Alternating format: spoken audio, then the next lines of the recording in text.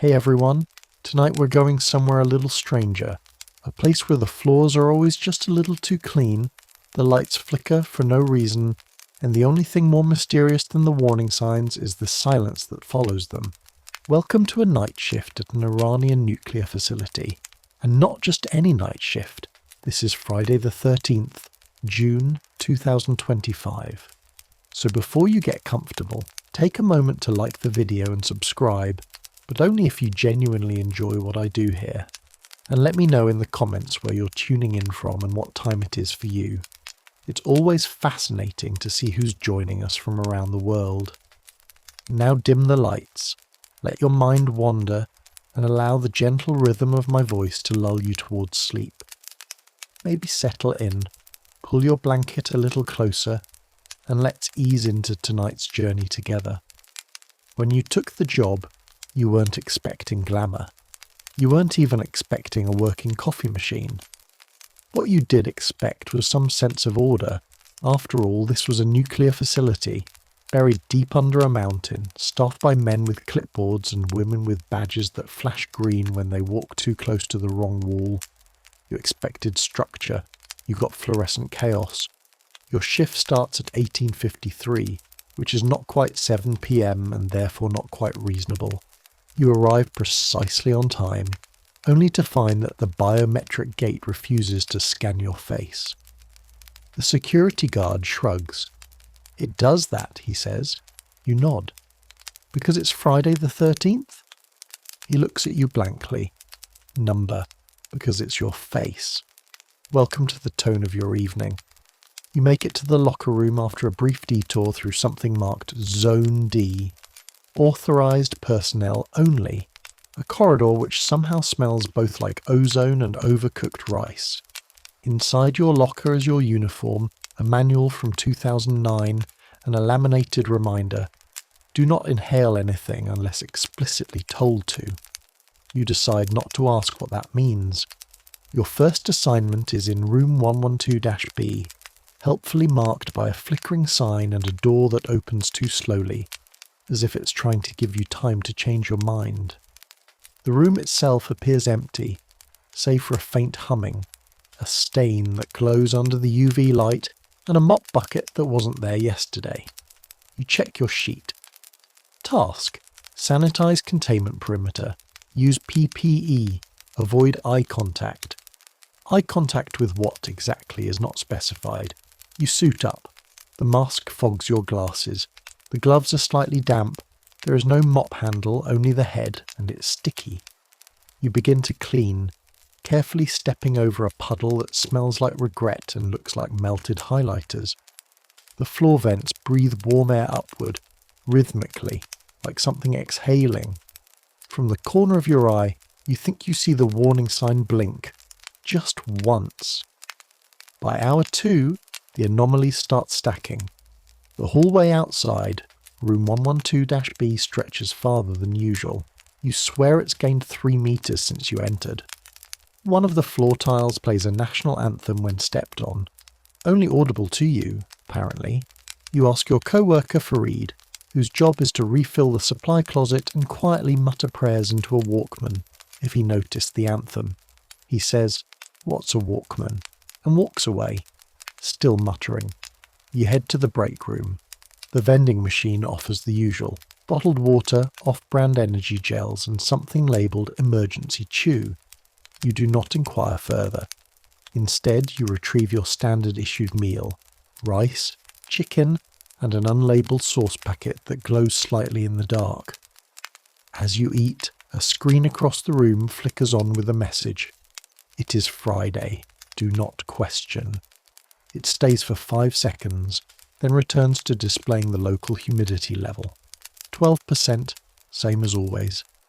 You ask the others if they saw it. They blink at you. Saw what? It's now midnight. The lights have dimmed automatically, as they always do at this hour, though no one remembers installing the timer.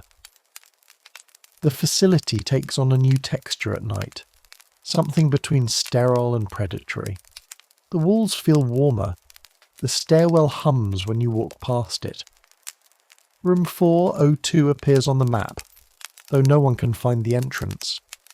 Your next assignment is marked simply Core Access Chamber Perimeter Buffing. There's a small handwritten note beside it. Yes, again. You grab your cart, which has begun rattling slightly even when stationary, and make your way toward the chamber. You pass a group of technicians in full hazmat gear. One is wearing 2 left boots. Another appears to be crying but won't acknowledge it. They nod in unison as you walk past. You nod back, because that seems safer than asking. Inside the chamber, everything is painted a reassuring shade of not quite yellow. The floor is clean, too clean, as in it has no dust, no scuff marks, not even friction. You slip slightly, steady yourself, then begin the buffing. Each movement echoes far too loudly. Somewhere behind the reactor casing, something ticks. A voice crackles over the intercom. It sounds like someone chewing and speaking at once.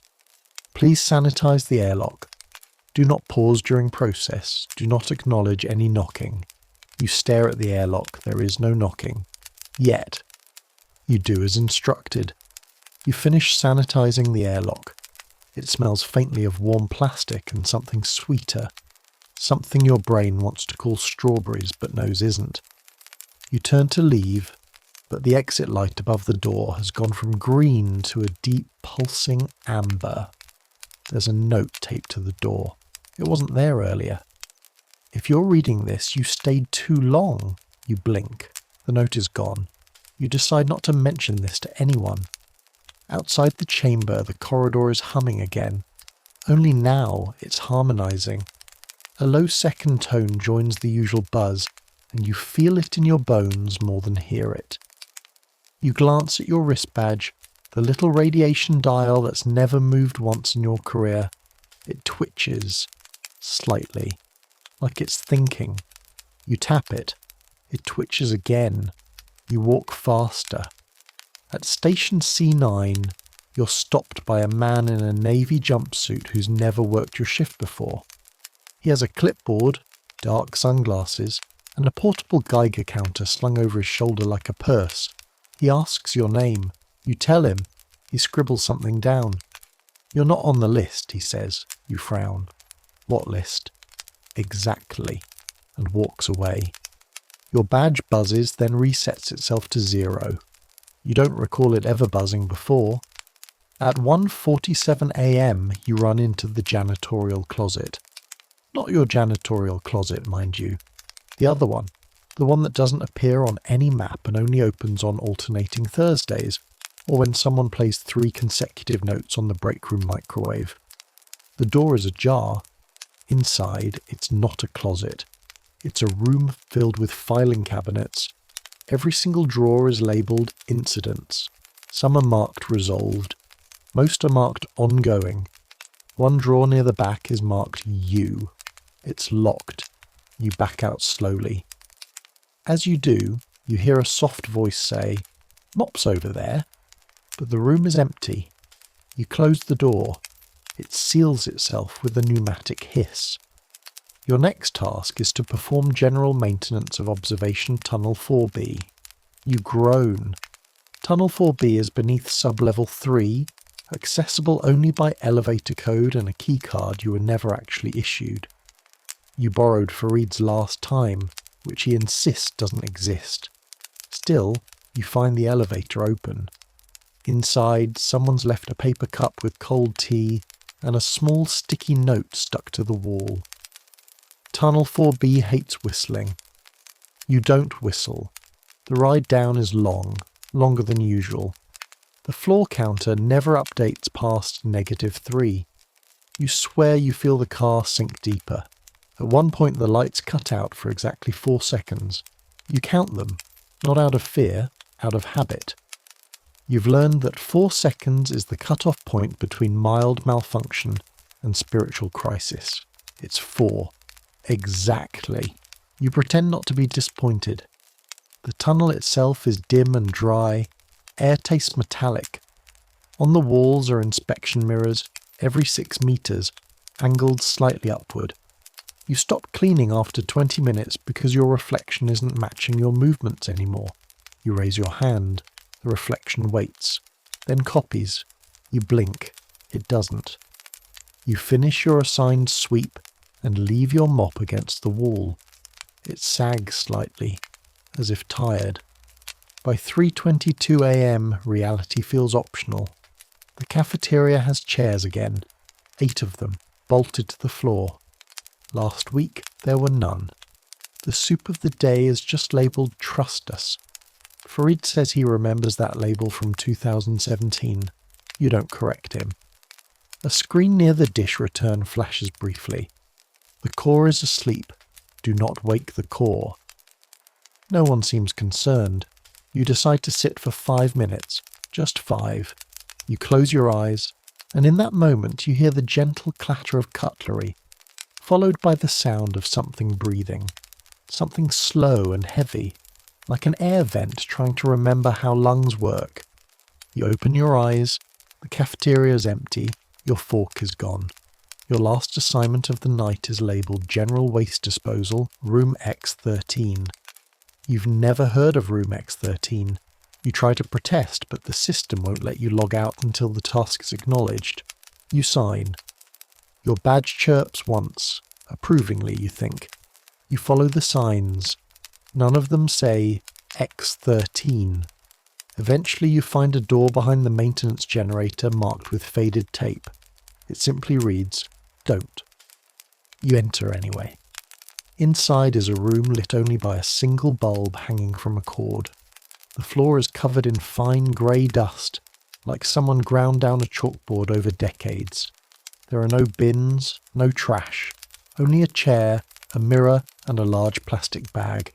The bag is labelled Used Thoughts, non-biodegradable.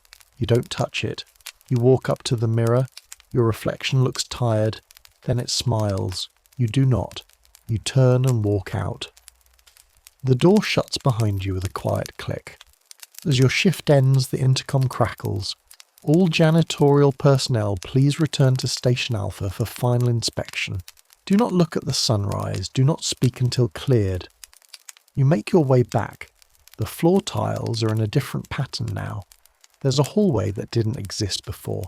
You ignore it. At Station Alpha, a technician with mismatched gloves waves a scanner over your badge. Then your face. Then your forehead, which beeps. She nods. Looks stable. You don't ask what stable means. You're just glad she didn't say compatible. As you leave the facility, the biometric gate scans your face instantly. "Welcome," it says. You frown. "I'm leaving." The gate beeps. "Welcome," it repeats. You push through. The parking lot is empty. Your car starts on the first try. You drive home in silence, not daring to turn on the radio. The sky looks wrong. Not bad, just wrong. The clouds form a perfect spiral. The moon is still up, even though it shouldn't be.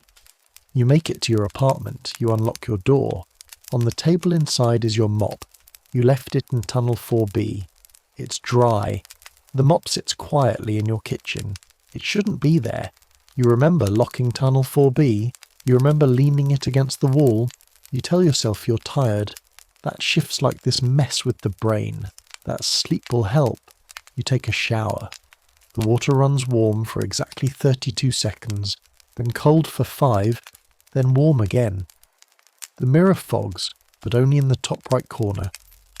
As you wipe it, you notice something drawn in the steam. A circle, split into quarters. It looks familiar. You can't say from where. You go to bed without brushing your teeth. When you wake up, your phone is blinking. 10 missed calls, no names. All timestamps are the same, 1313. You check the clock. It's 11:07 a.m., but your wall clock says 8:46, and your microwave just blinks F13. You unplug the microwave, the mop is gone. You return to the facility that evening because you always do. Because your contract says you must. Because there is no exit interview. Just another shift. As you badge in, the security gate welcomes you by name. You've never told them your middle name.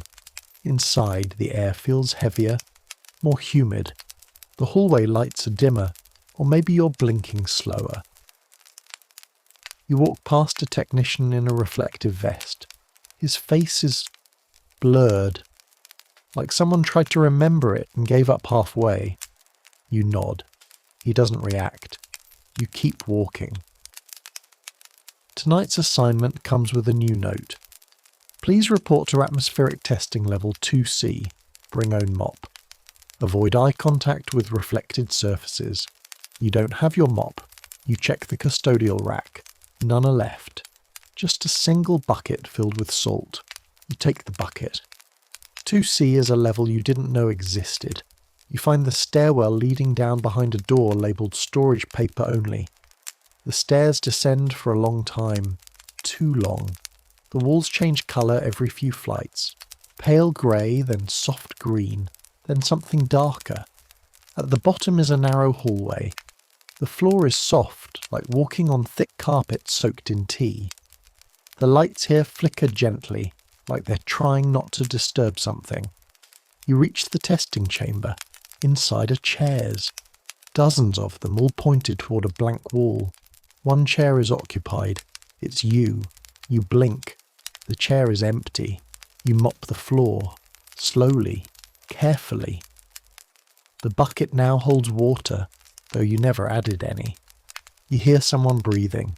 You don't turn around. After 40 minutes, the intercom clicks. Thank you for your cooperation.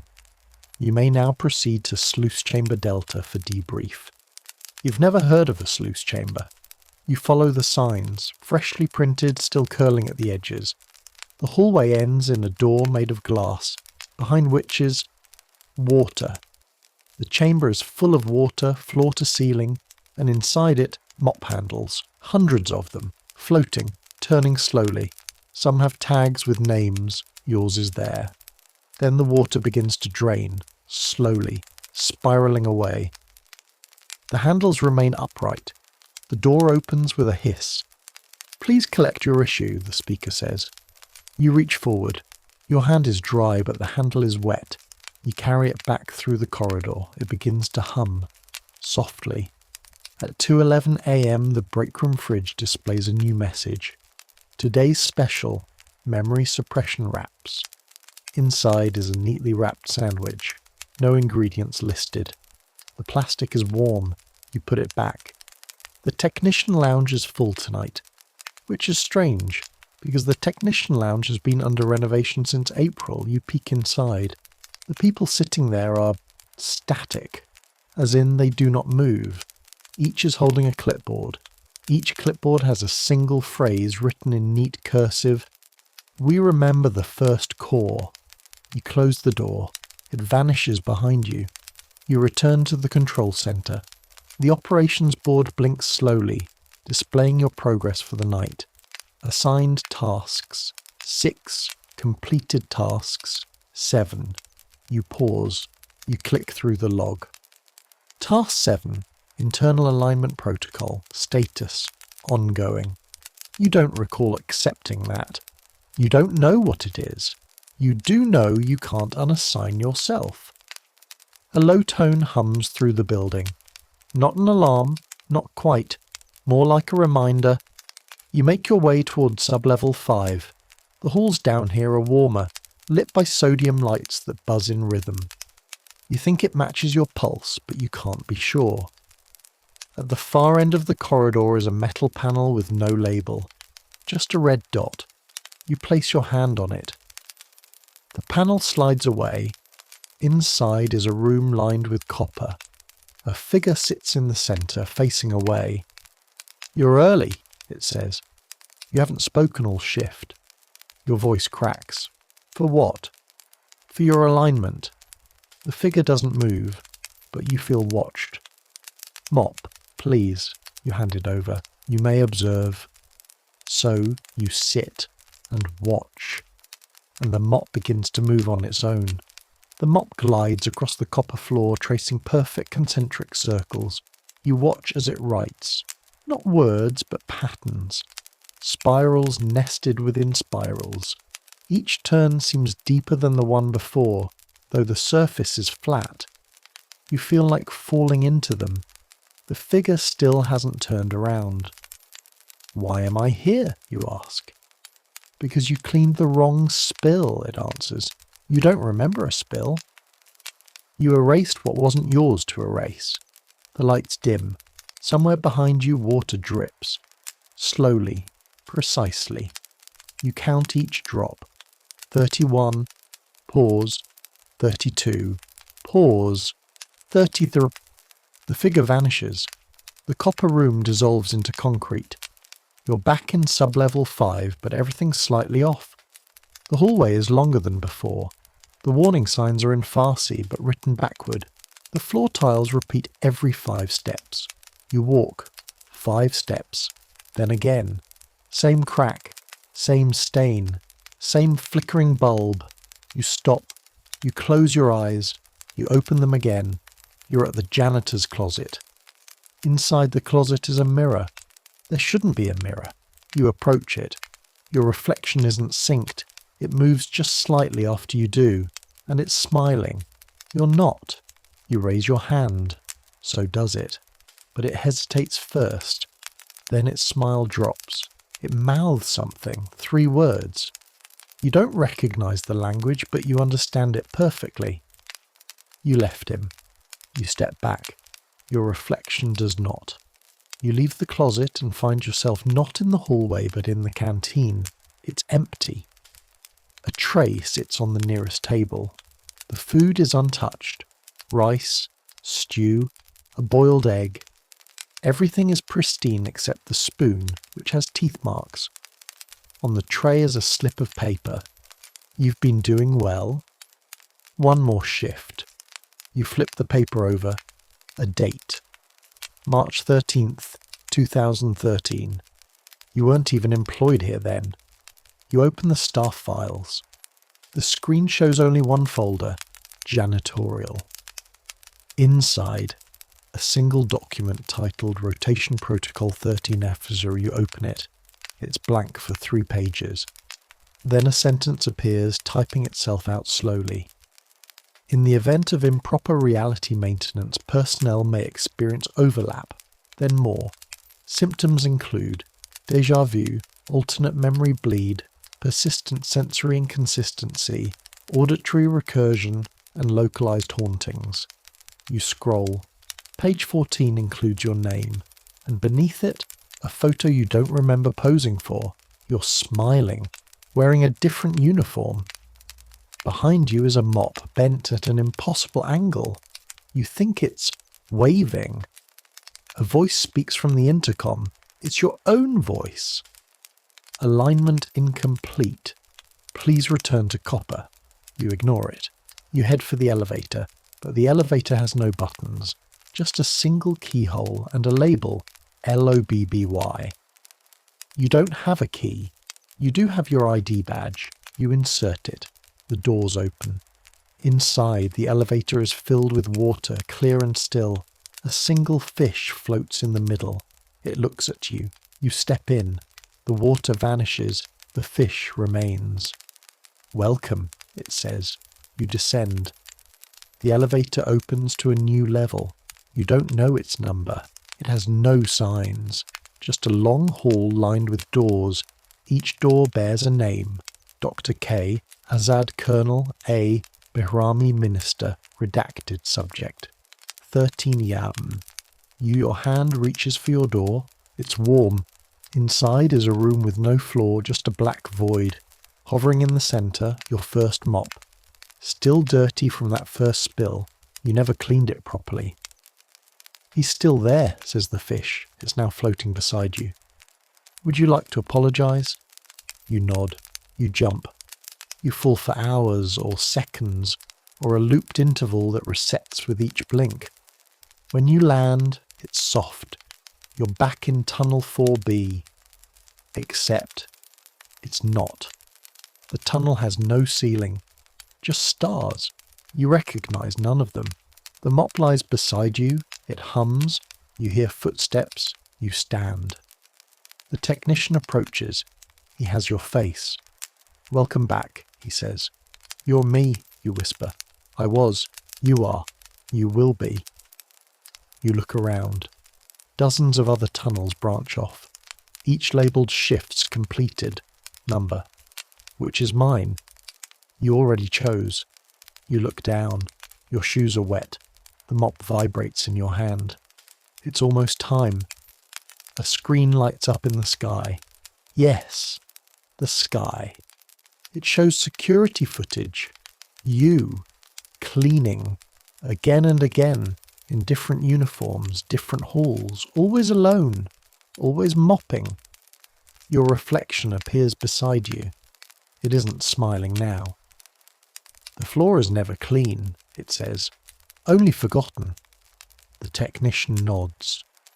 "You may go home now." You blink. You're standing in your kitchen. You glance at the time. 2:17 a.m. The hallway outside reactor access bay. 3 is, for lack of a better word, too quiet. The kind of quiet that seems to muffle even your breathing, where sound feels like an intruder.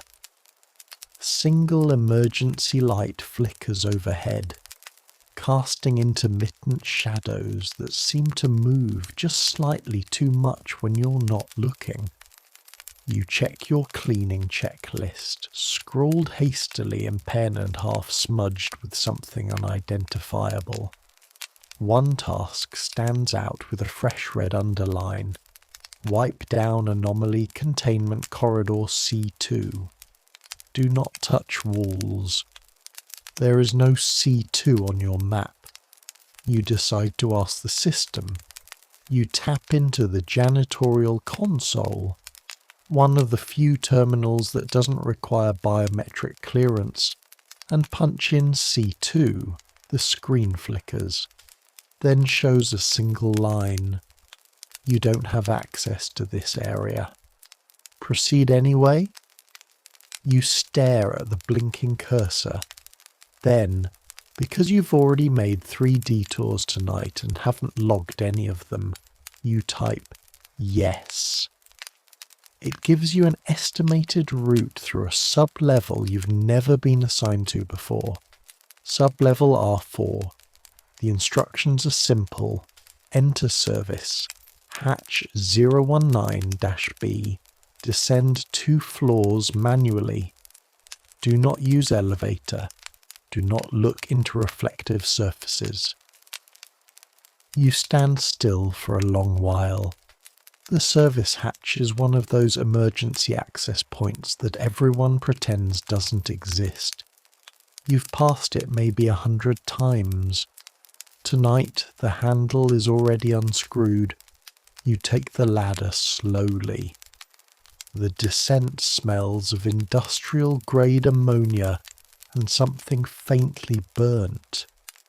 Your gloved hands grip each cold metal rung with a little more hesitation than the last. At R4, the hatch opens into a narrow hallway barely wider than your shoulders. Pipes run along the ceiling like tangled intestines, dripping steadily onto the floor. Your boots make soft squelching noises in something that definitely isn't water. You follow the corridor. There are no signs, just arrows drawn in white paint that looks recently applied. You wonder who marked this. Maintenance, security, someone like you, maybe, who got the same red underlined task. Eventually you find corridor C2. The walls are glossy, unnaturally so, like glass that's been polished until it reflects light but not images. You try not to look too hard. You remember the instruction, do not touch walls, and yet the air here hums faintly, like a low vibrating chord played in reverse. As you mop, the sound follows the stroke of the mop head, changing pitch subtly with each pass. You notice, on your periphery, that your reflection isn't mirroring your movements. You pause. Your head turns slightly left. Your reflection is still looking straight ahead. You do not look back. You finish the assigned square footage in record time and back out without blinking more than necessary. You tell yourself it's just fatigue, just lighting anomalies. You don't log the completed task in the system. No one will check anyway. Back on the main floor, someone's left a tray of food in the corridor near the reactor observation deck. A thermos of strong tea, still warm. A paper cup filled with something that smells like dried figs. You haven't seen another human in hours. You haven't heard footsteps either. The tea is exactly how you take it. You don't drink it. You just stare. On the intercom, a voice crackles. Janitorial Unit 04A. Please report to Sector Gamma. Containment fluid leak.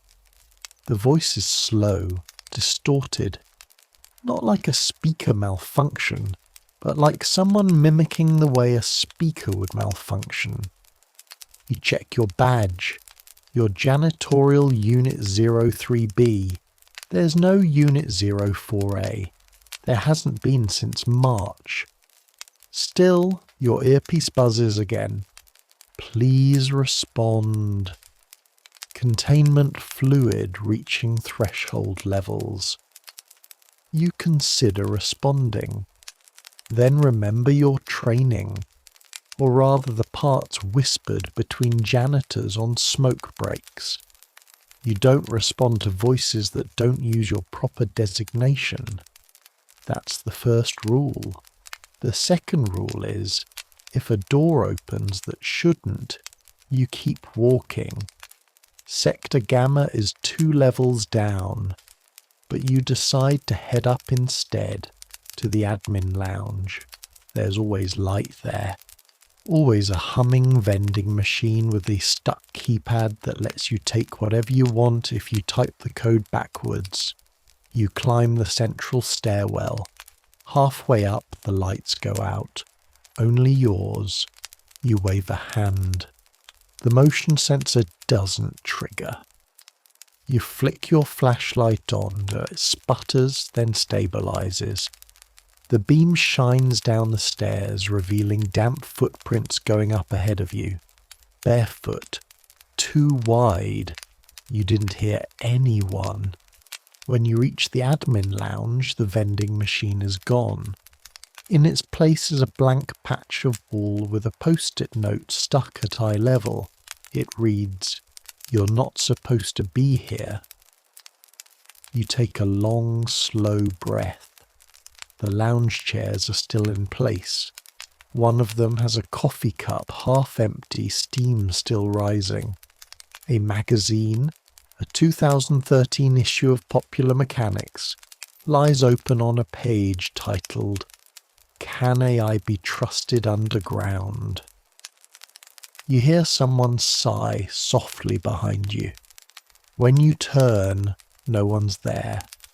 You sit. You stare at the magazine for a long time. You realize you're humming. It's not a tune you recognize. The kind of melody you'd hum only if you'd heard it in a dream. Or maybe if someone had hummed it in the background just long enough for it to sink into your brain like water into concrete. Eventually, the lounge clock ticks over to 3 a.m. Shift log says it's time to clean observation chamber theta. The note next to the assignment says, "Do not let it see your name tag." You sigh. Tie a piece of duct tape over your badge. You've done this before, and so the night continues, with only the flicker of red warning lights, the echo of mop strokes, and the sense that you are being watched by things that forgot how to blink. Observation chamber. Theta is located near the old fusion test wing, an area supposedly shut down after the misalignment incident. You don't ask what misalignment means in this context, you just walk slower. The hallway narrows the closer you get. Floor tiles here are uneven, as if the concrete below has been subtly shifting over time. The light above you pops softly and dims. You flick your flashlight on. It works this time. You're grateful. But it also casts shadows that don't match your body. Chamber Theta's access door is shaped differently than other doors in the facility. It has no seam, no visible hinges, just a round indentation where a handprint should go. You place your gloved hand on it. Nothing happens. You remove the glove. Try again. It's warm. The door sighs open. Inside there is a window facing a black room. The room has no furniture, no lights, and no sound. Just a void. It doesn't absorb light so much as forget to reflect it. A camera in the corner pivots toward you. You feel it click behind your eyes. On the floor is a clipboard. Your name is on it. You've never been assigned here before. You pick it up. The checklist includes tasks like ensure subjective perimeter remains consistent, sanitize psychic residue from interior threshold, reaffirm boundary between observation and observed. You set the clipboard down carefully and begin to mop. The floor isn't dirty in the traditional sense, but your mop feels heavier here. Each swipe drags like you're pushing through honey or fog. On the third pass, a voice speaks through the intercom. It says your name, your full name, middle name included, then you're acknowledged. The voice is soft, not threatening, almost maternal. But no one is supposed to acknowledge you. That's another rule. You back away. You do not make eye contact with the glass. The mop hums softly in your hand. You log the task manually. The system doesn't allow auto-logging from Theta. A small window appears on the terminal asking, "Was subject aware of observer?" You select unclear. Then you head to the sub-reactor coolant exchange bay. It's 3:47 now. You should be exhausted. You should be counting the minutes. But you're not. You're just continuing. Like the facility has momentum now and you're part of it. Like if you stopped walking, it might forget you exist. Or worse, remember you too well. The bay is colder than expected. Frost clings to the pipes, even though the thermostat reads 19 degrees Celsius. Your breath fogs anyway. On the wall is a map of the entire sub-reactor layout. But something's off. There are rooms marked you've never seen. Places like Error Vault, Tactical Memory Spillway, Visitor Gallery, Internal Use Only, Omega Mop Locker. You trace your finger along one hallway on the map, and it moves, slightly, just enough to confirm it was watching you back. You step away. There's janitor's locker at the far end of the coolant bay you've never noticed before. It's smaller than the others, narrower. Your badge doesn't work on it, but when you knock, it opens. Inside is a single item, a radiation smock labelled with a name you don't recognise, but the handwriting is yours. You take the smock anyway, it fits perfectly. Underneath, you find a note. Do not return to the beginning. If looped, clean nothing. You nod like this makes sense. It does. Around 4:20 a.m. alarms begin to sound. Not loudly. They don't wail. They simply speak, repeating phrases in monotone. Containment window open. Maintain subjective silence. All floors are floors. The cleaning has already happened. Technicians run past you. Some are barefoot. One is holding a mirror to his own face and screaming. Another is muttering to a mop. You think it might be yours. You turn a corner and enter hallway Delta 7 only to find yourself. You pause. So does the other you. He's holding a clipboard.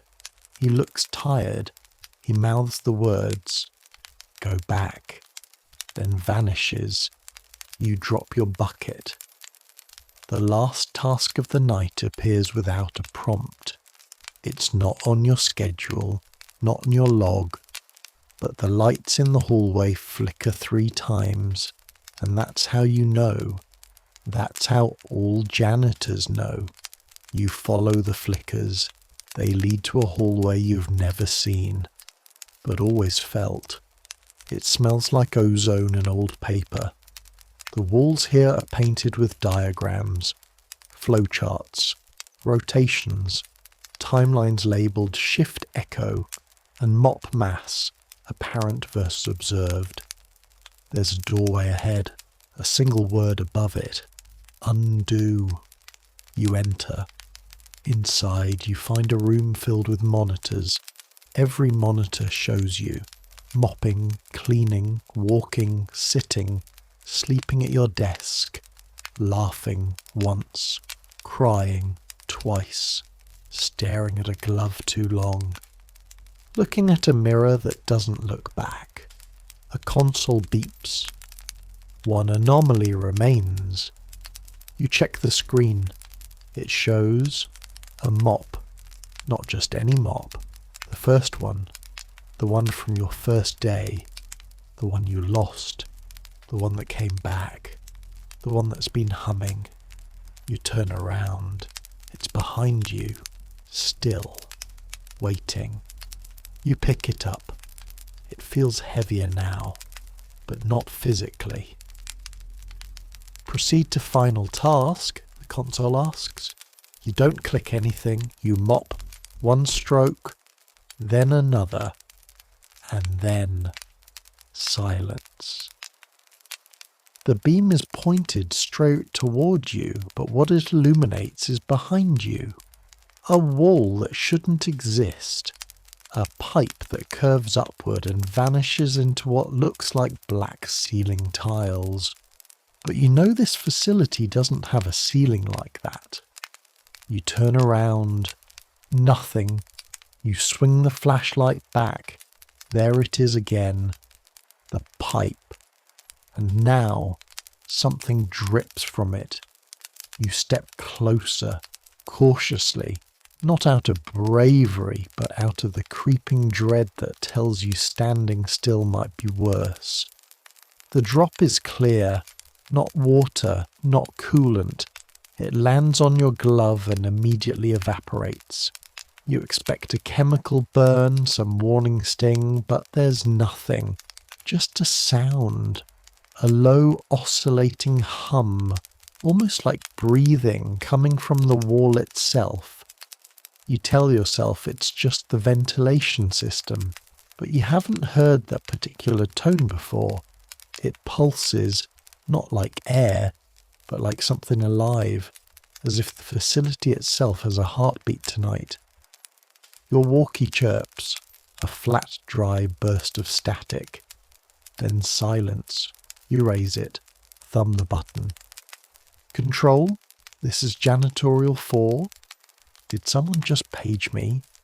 No response. You try again. Still nothing. It's then you notice the red light above the walk-in storage freezer blinking. Not flashing. Blinking. Rhythmic. 3 short, 2 long. Morse code. You're sure of it, though you haven't used Morse since high school. 3 short, 2 long. That's nothing. That's not a letter, just a pattern. You step toward it and the blinking stops. The freezer hums like it always does, a constant low mechanical tone that usually fades into the background. But now it feels louder, like it's reacting to your presence. You place your hand on the handle. Cold. Not the kind of cold you expect from a freezer. Colder. Sharp. Aggressive. Like something doesn't want you to open it. But you do. Inside, it's empty. Or nearly so. A mop bucket, the industrial kind, sits in the middle of the floor, but it's not yours. It's newer, shiny, clean, brand new, despite the fact that nobody on the night shift has issued replacements in months. You move closer. The inside is dry, bone dry. No water lines, no residue. It doesn't even smell like plastic. You turn away to report it, and find that the freezer door is no longer behind you. The wall has shifted. You're in a corridor. The floor is the same grey tile. The ceiling the same grid of yellowed lights. But the air is different. Stagnant. Like a hallway that hasn't been walked in years. You walk forward, the squeak of your boots the only sound, at least at first. Then there's the clicking, light, delicate, like a metal spoon tapping glass. From behind the walls, you stop, it stops, you move, it resumes. This continues for several paces until you reach the end of the corridor, a steel door. No handle, no markings except a symbol etched into the middle. A triangle with a circle inside crossed by a single vertical line. You don't recognize it. You reach toward it, and the door slides open. The room beyond is lit only by a series of monitors on the far wall. A control room.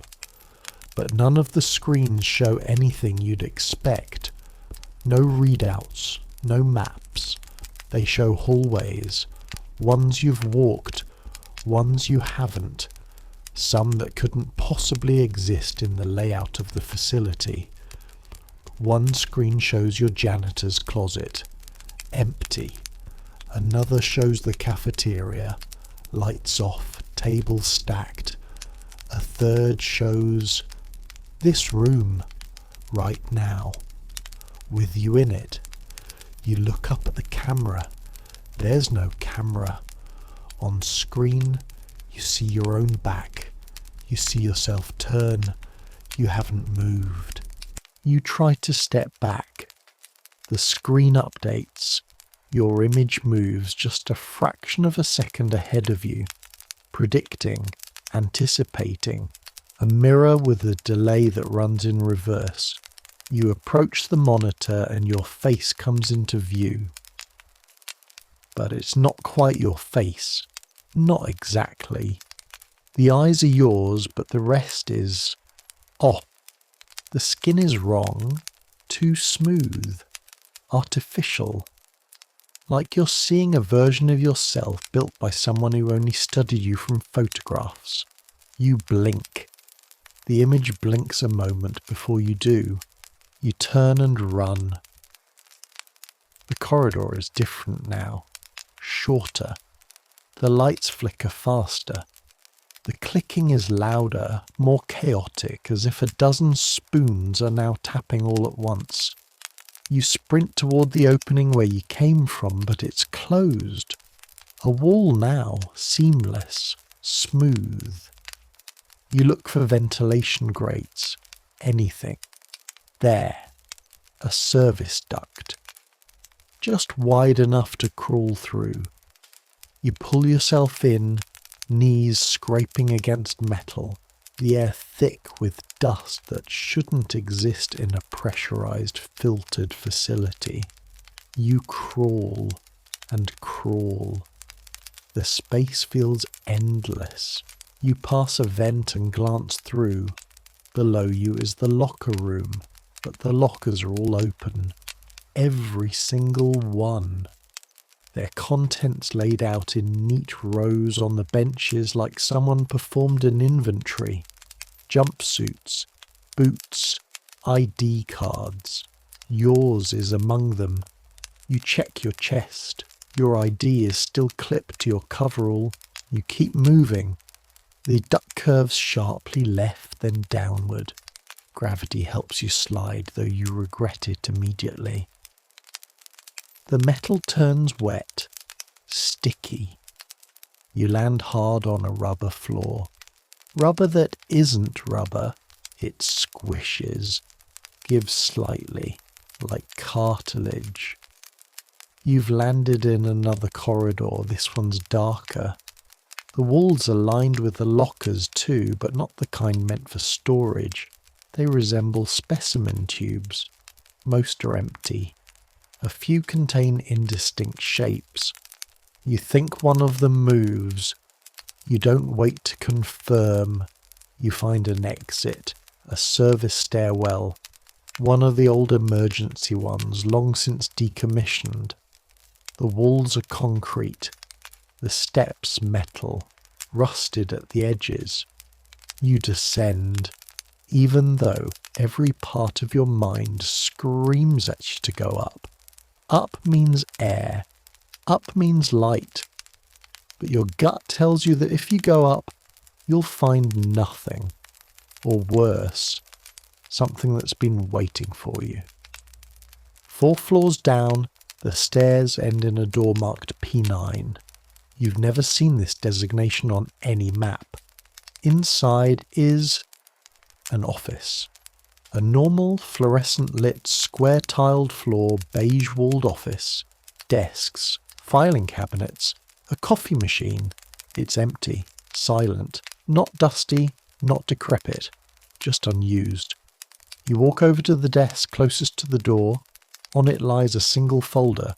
No label, no stamps, just your name, handwritten in black ink. You hesitate, then open it.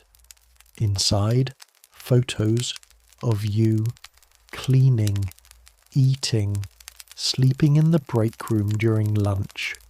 One shows you standing at a vending machine staring blankly. You remember that moment. You had a headache. Thought it was from the fluorescent lights. Another photo. You, in this room, looking at this file. From behind. You turn. The room is empty, but the camera angle in the photo couldn't have been from a wall. It was hovering, above you. You check the ceiling. There's no vent, no camera, just a single fluorescent light panel, humming a little too loudly. The folder falls from your hands. You step back. Your boot hits something soft. You look down. It's your mop bucket, the same new gleaming one from the freezer. But now it's full, not with water, with something darker, thicker. You shine your flashlight in.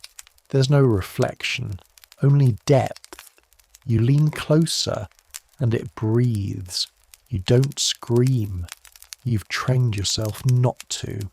That was part of the orientation. Never raise your voice near the deeper systems. You step back, slowly. Boot soles, sticking slightly to the tile. The breath from the mop bucket subsides. It doesn't vanish. It just waits. You do the only thing you can think of. You nod at it, just once, like acknowledging a sleeping dog. And then you walk away, calmly, respectfully.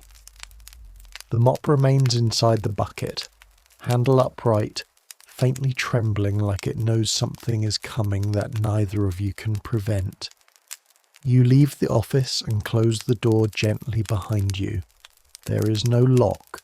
You do not try to find one. The hallway you step into is not the one you entered from.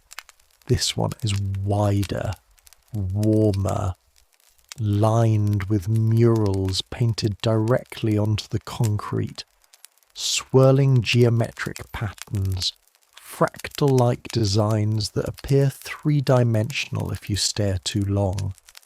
The floor is still the same industrial tile, but scuffed in shapes that suggest other feet have passed through here.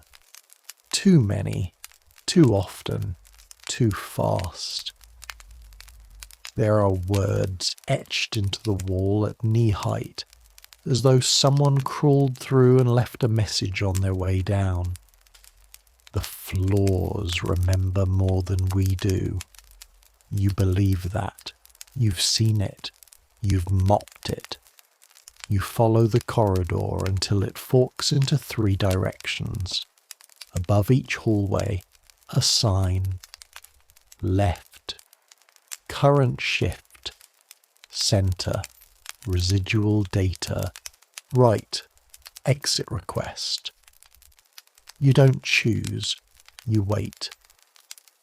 In places like this, choices have gravity, so you stand in silence, letting the hallway hum around you, letting the signs flicker. After a minute, the lights over exit request go out completely. You nod again. You understand. You take the left path. At first, it feels like a mistake. The floor grows slick, not with moisture.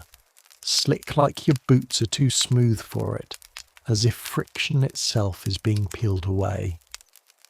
You press forward carefully, arms slightly out for balance. The walls begin to change colour, first grey, then a pale cream, then something with a blue shimmer, like the surface of a bubble moments before it pops. You spot shapes embedded in the walls. Not holes, indentations. Like someone leaned their whole body into the wall and vanished. Some of them still hold objects.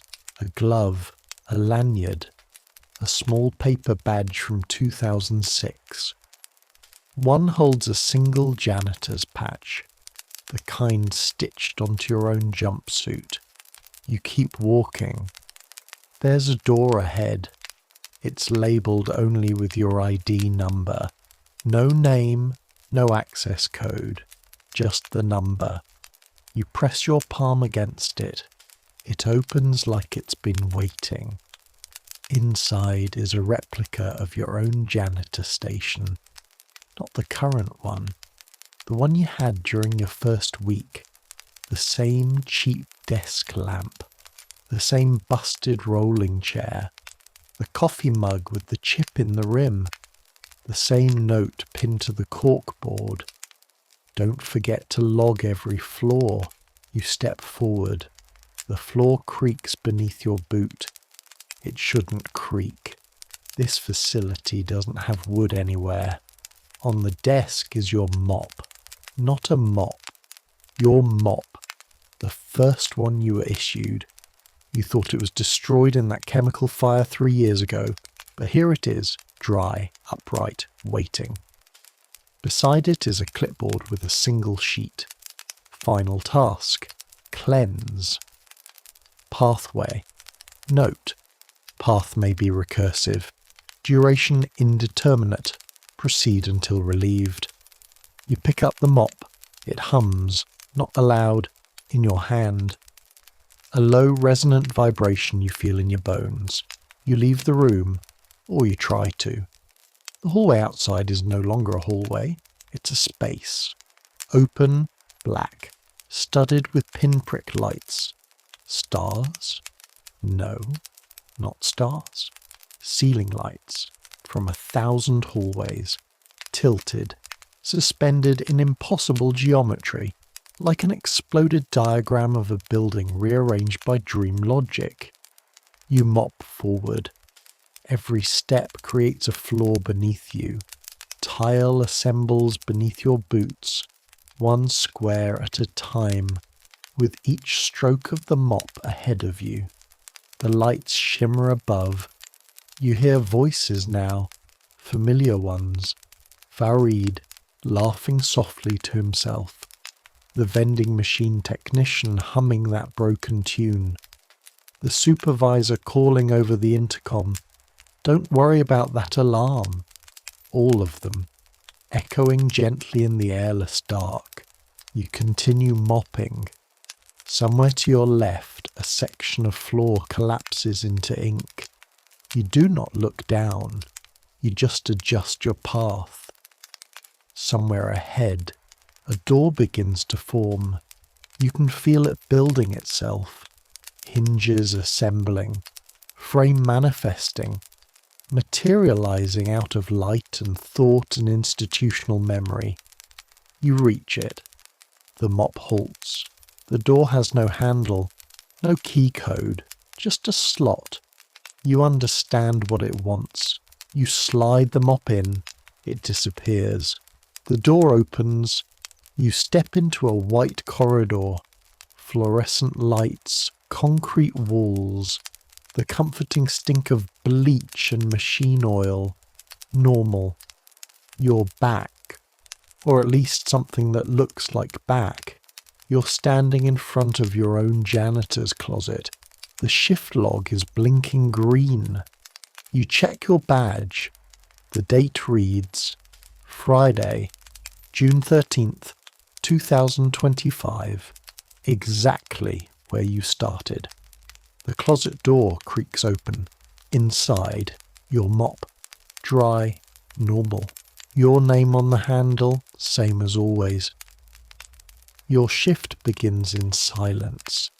The kind of silence that sticks to your clothes and lingers behind your ears. The clock at the security gate flickers. It always flickers, but tonight it seems to skip seconds. Friday the 13th, June 2025. You weren't supposed to be superstitious, and you're not, except for today. Except for the memory of last time, when the same date slipped quietly onto the calendar like a rumour. That night, 3 master keys went missing. A cat disappeared through a closed vent, and someone lost an entire floor's worth of logs. No one ever talked about it afterward. The station feels normal, almost boring. But the fluorescent lights are too bright, the air too cold. Your badge won't scan on the first try. You're late.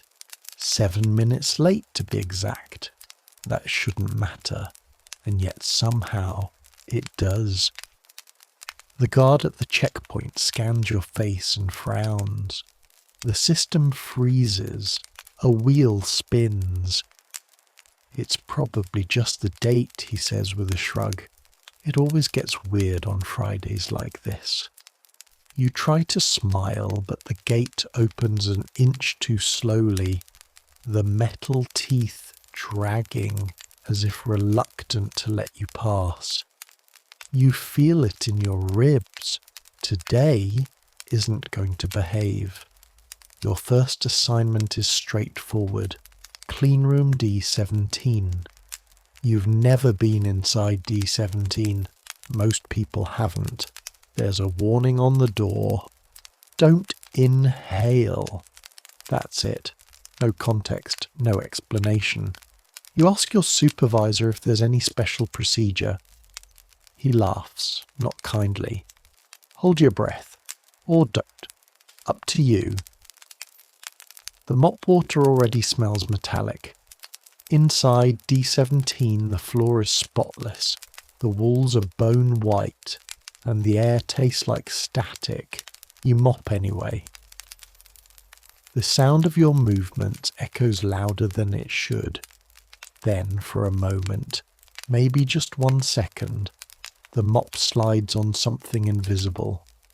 You don't fall, but your balance shifts like gravity twitched. The radio strapped to your belt crackles, though no one speaks. On your way out, the warning on the door has changed. You think. It used to be all uppercase. Now the D looks lowercase. You stare for too long. Move on. The day doesn't improve. You notice a guard wearing the wrong uniform. The badge says Morteza, but you know Morteza. That's not him, you ask. He says, registry glitch. He was deleted. I took his rounds. Then smiles like that's a normal sentence. In the break room, the vending machine only offers orange juice. You press other buttons, but every option, B1, A3, C6, gives you orange juice. The bottle has no label. A co-worker tells you the monitors are showing weird messages again. You check.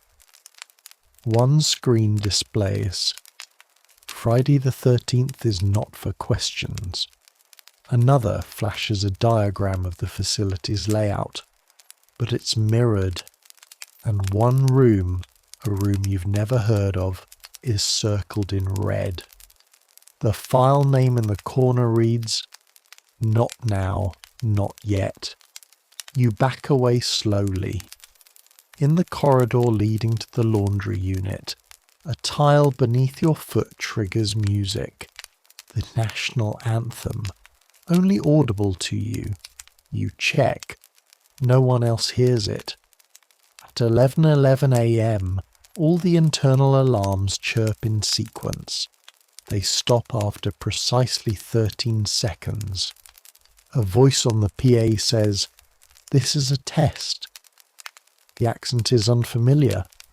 You didn't know the system could do voices. Then comes the vacuum incident. Room B4 is supposed to contain 2 vacuums. You find 3. One has no serial number. It's warm to the touch, though unplugged. The 3rd vacuum is whistling. Not a mechanical sound, but like someone trying to fake a breeze with their lips. Your co-worker Karim appears beside you. He looks tired.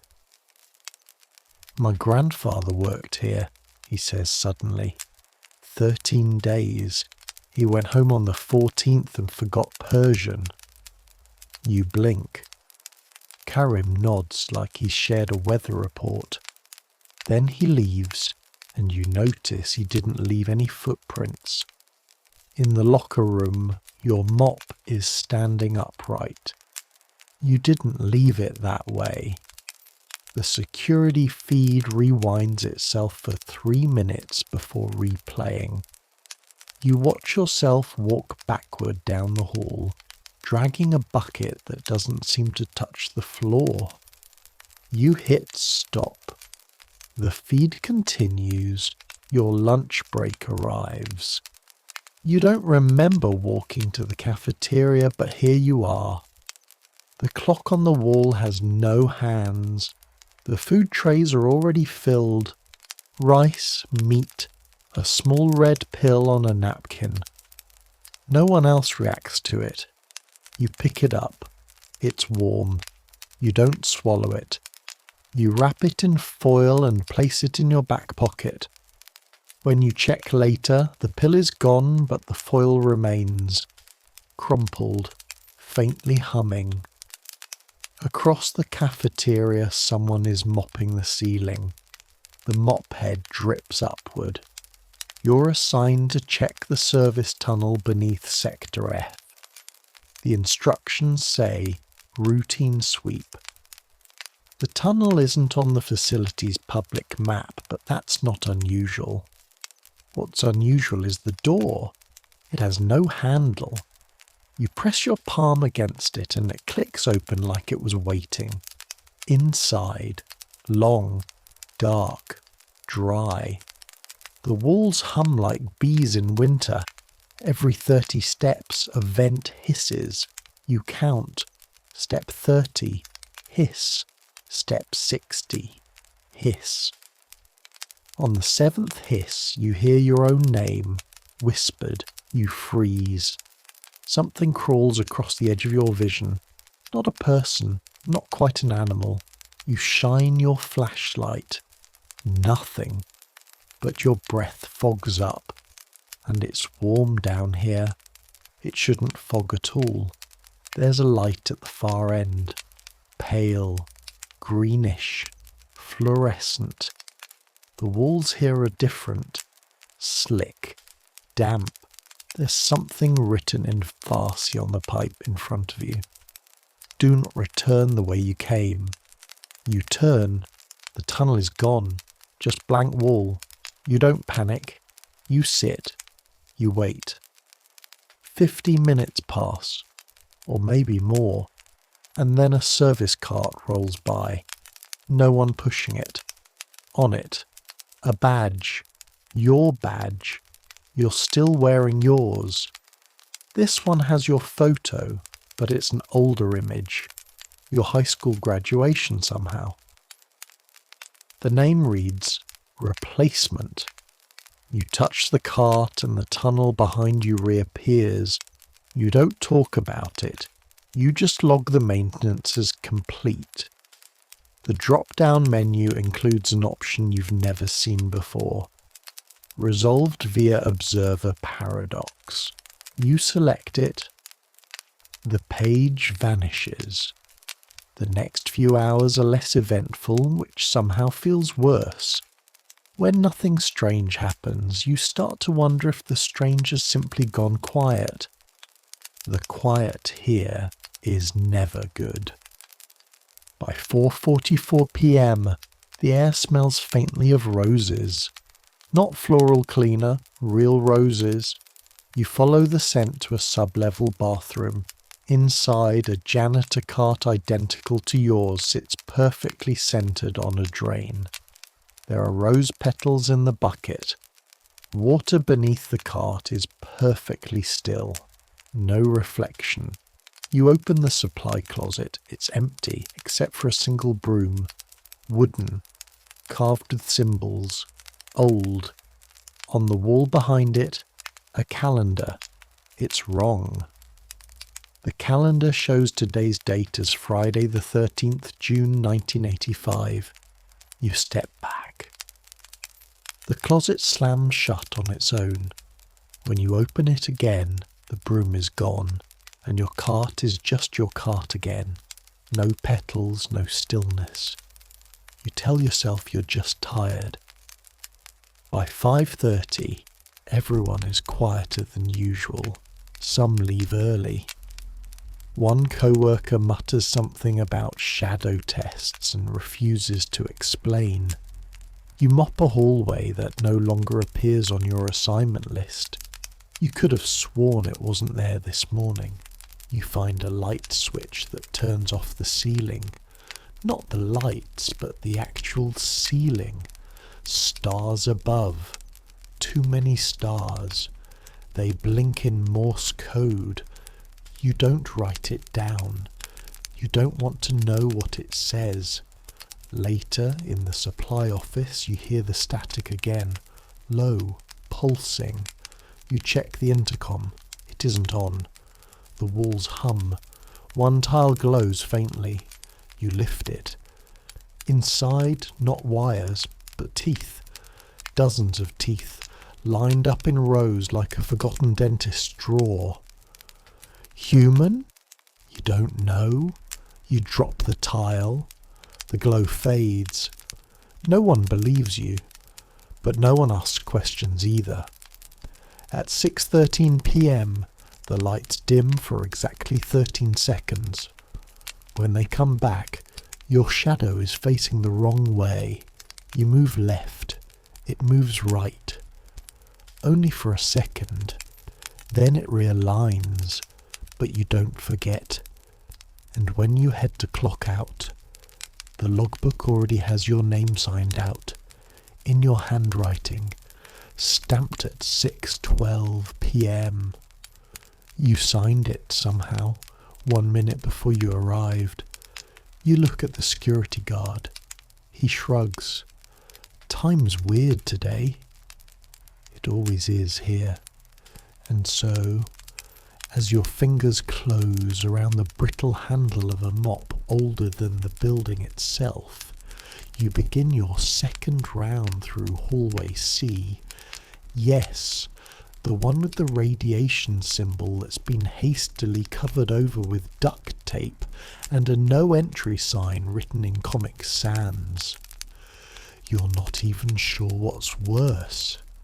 The implication that something highly dangerous is behind the door, or the fact that someone used Comic Sans to express it. The walls hum faintly here, not like electronics or machinery, but like something alive and thinking. Every few seconds the sound skips like a scratched vinyl record, and you try not to imagine what kind of energy would cause a wall to stutter. You're already on edge, but of course this is the moment your walkie crackles. It's not a voice. It never is. Just static. Then a low whisper that sounds suspiciously like it said your name. The security office will later insist no one radioed you. No log entries. No staff on duty near hallway C. Just a glitch. You've learned not to question these things too hard. You've also learned to carry an extra pair of socks in your locker, because sometimes when you get home after these shifts, your current ones are soaked. Not with water, not exactly, but something damp and clinging and faintly metallic. Tonight, like every Friday the 13th, there's a new protocol in place. You're not supposed to look into the observation mirror near Reactor Annex 3 for more than 3 seconds. It's not a one-way mirror anymore, they said. It's different now. They didn't explain how. You wonder what happens on second 4. You also wonder who figured that out, and whether they were the reason for the emergency mental wellness hotline flyer, now hanging crookedly in the break room. As you pass through section Delta, the one where your badge always buzzes red for half a second and then turns green again as if the system's unsure about letting you in, the lights flicker in unison. Not a random surge, an actual rhythm. On, office, on, office. Then everything stays dark for a beat too long. You hold your breath, and when the lights return, so does the silhouette down the hallway. You've seen it before. Tall, too tall, wearing a uniform that looks like yours, but somehow not made for a human shape. It never moves. It just appears, 5 meters closer each time the lights blink. One of your co-workers tried to approach it once, just once. He didn't come back. His time card still clocks in every Friday night at exactly 11:11 p.m. No one knows why. HR has stopped investigating. You grip the mop tighter, not for defence. What defence is a mop? But because it's the only thing grounding you to reality right now. You sweep slowly, deliberately, like your motion might keep the hallucination at bay.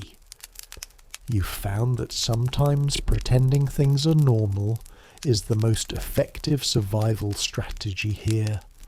It's also the only one HR officially approves. Passing through the cryogenic wing, you try not to notice the condensation trails that appear on the glass from the inside. You also don't acknowledge the fact that they form the same word every time. Run. That would be against protocol. And if there's one thing the Iranian nuclear facility values above all else, it's protocol. You stop in the break room just long enough to heat up the instant noodles you stashed behind the fire extinguisher. No one eats from the vending machines anymore. Not since the incident with the candy bar that screamed when someone bit into it. The microwave hums, but instead of the usual mechanical whir, you hear a faint melody, a lullaby you haven't heard since childhood. When you open the door, the noodles are perfectly cooked, steam rising in a spiral pattern that resembles your grandmother's handwriting. You eat in silence. Your shift log requires hourly check-ins at Terminal Theta. Nobody likes Terminal Theta. It's not on the original blueprint of the facility. It just showed up one day. Brick walls in a facility made of concrete. Flickering CRT monitor. No keyboard, no mouse. You place your hand on the reader and wait. The screen shows a brief flash of static, then your own face, but older, more tired, eyes sunken and mouth stitched shut. Then it flickers again, and the log screen appears. You press confirm. It never asks for more than that. You don't tell anyone what you see. Neither does anyone else. By 3:30 a.m. you're back outside reactor hall, floor gleaming under flickering fluorescence. You spot something lying at the threshold, a visitor badge. No name, just the word, already here, printed where the photo should be. You pocket it without thinking because leaving evidence around is never wise. The rest of the shift passes in strange quiet. Even the machine seems subdued. When you check the staff roster, you're the only one assigned tonight. You knew that already, of course. You always are on these nights. And yet the coffee pot is warm. A chair is slightly pulled out from the table. Someone signed the logbook with handwriting that looks like yours, but older. As the sun rises over the desert outside, casting long shadows through reinforced windows, the facility powers down section by section. Your replacement doesn't arrive. He never does. The door to the locker room is slightly ajar. Inside your locker, your spare socks are gone. In their place, a single sticky note. It reads simply, "Don't forget who you are, or what you agreed to."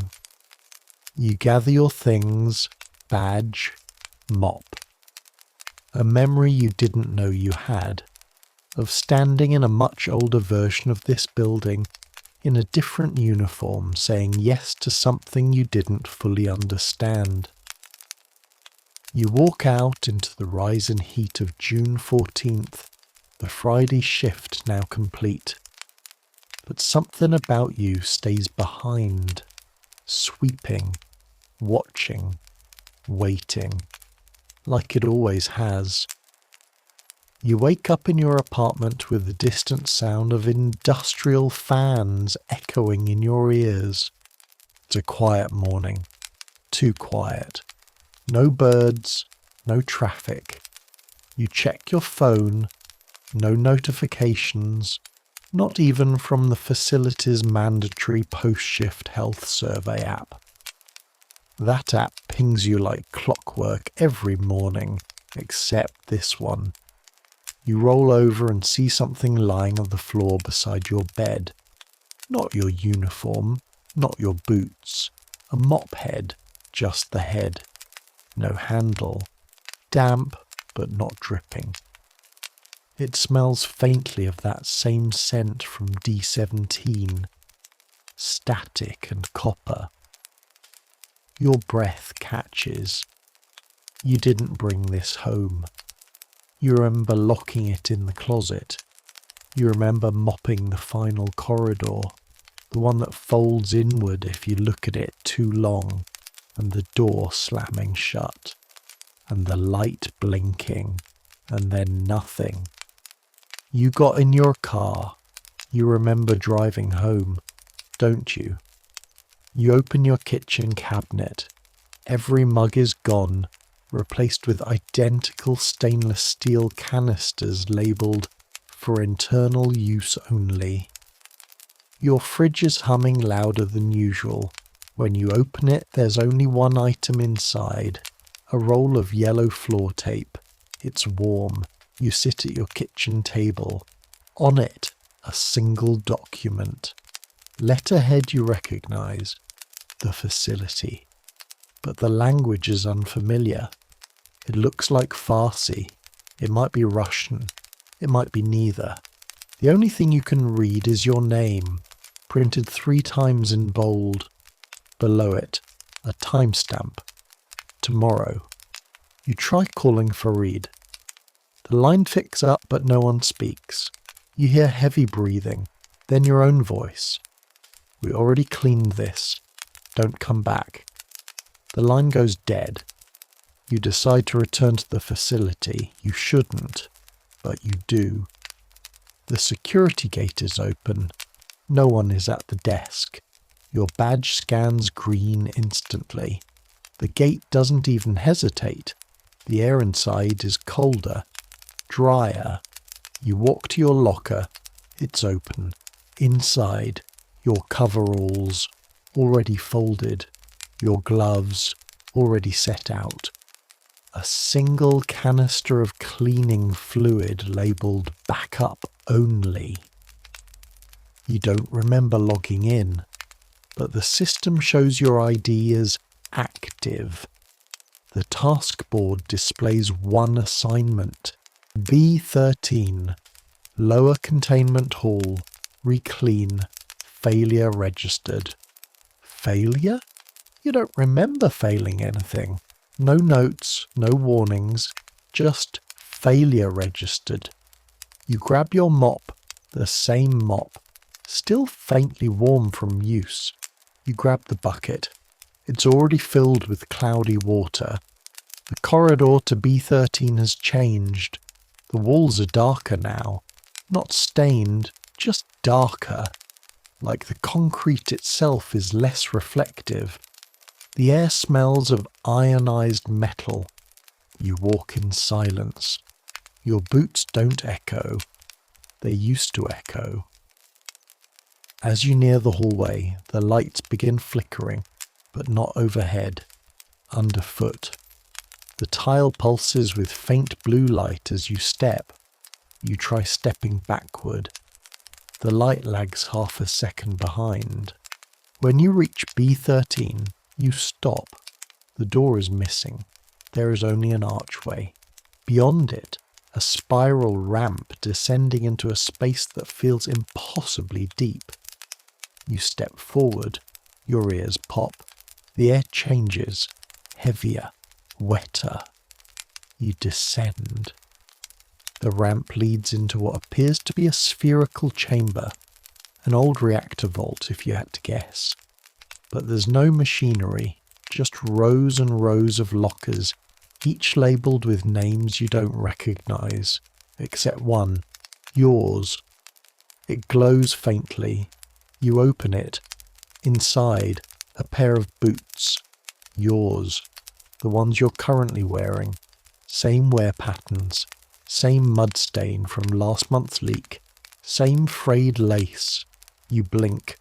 Look down. You're barefoot. You didn't feel it happen. You step back. The chamber begins to rotate. You don't feel it, but you see it. The lockers shifting around you, slowly circling like teeth on a massive gear. You're not moving, but the room is. Or the room isn't, and you are. You begin mopping. The floor curves. The water clings to the mop head longer than it should. Gravity feels subjective. Each step forward stretches. You feel taller, lighter, less connected. You glance at your hand. It's transparent for a second. You see bone, then skin returns. You finish the perimeter. The water in your bucket is gone. You don't remember emptying it. When you turn to leave, The archway is gone. In its place, a door marked Exit. Beneath it, Use only if no one is looking. You wait, you listen. Silence, you push it open. You're back in the central hallway. Your watch says 4 a.m. Time has not passed. Or it has. Just elsewhere. You log the assignment. The system auto-fills your response. Task result. Satisfactory. Cleared loop. You try to delete it. You can't.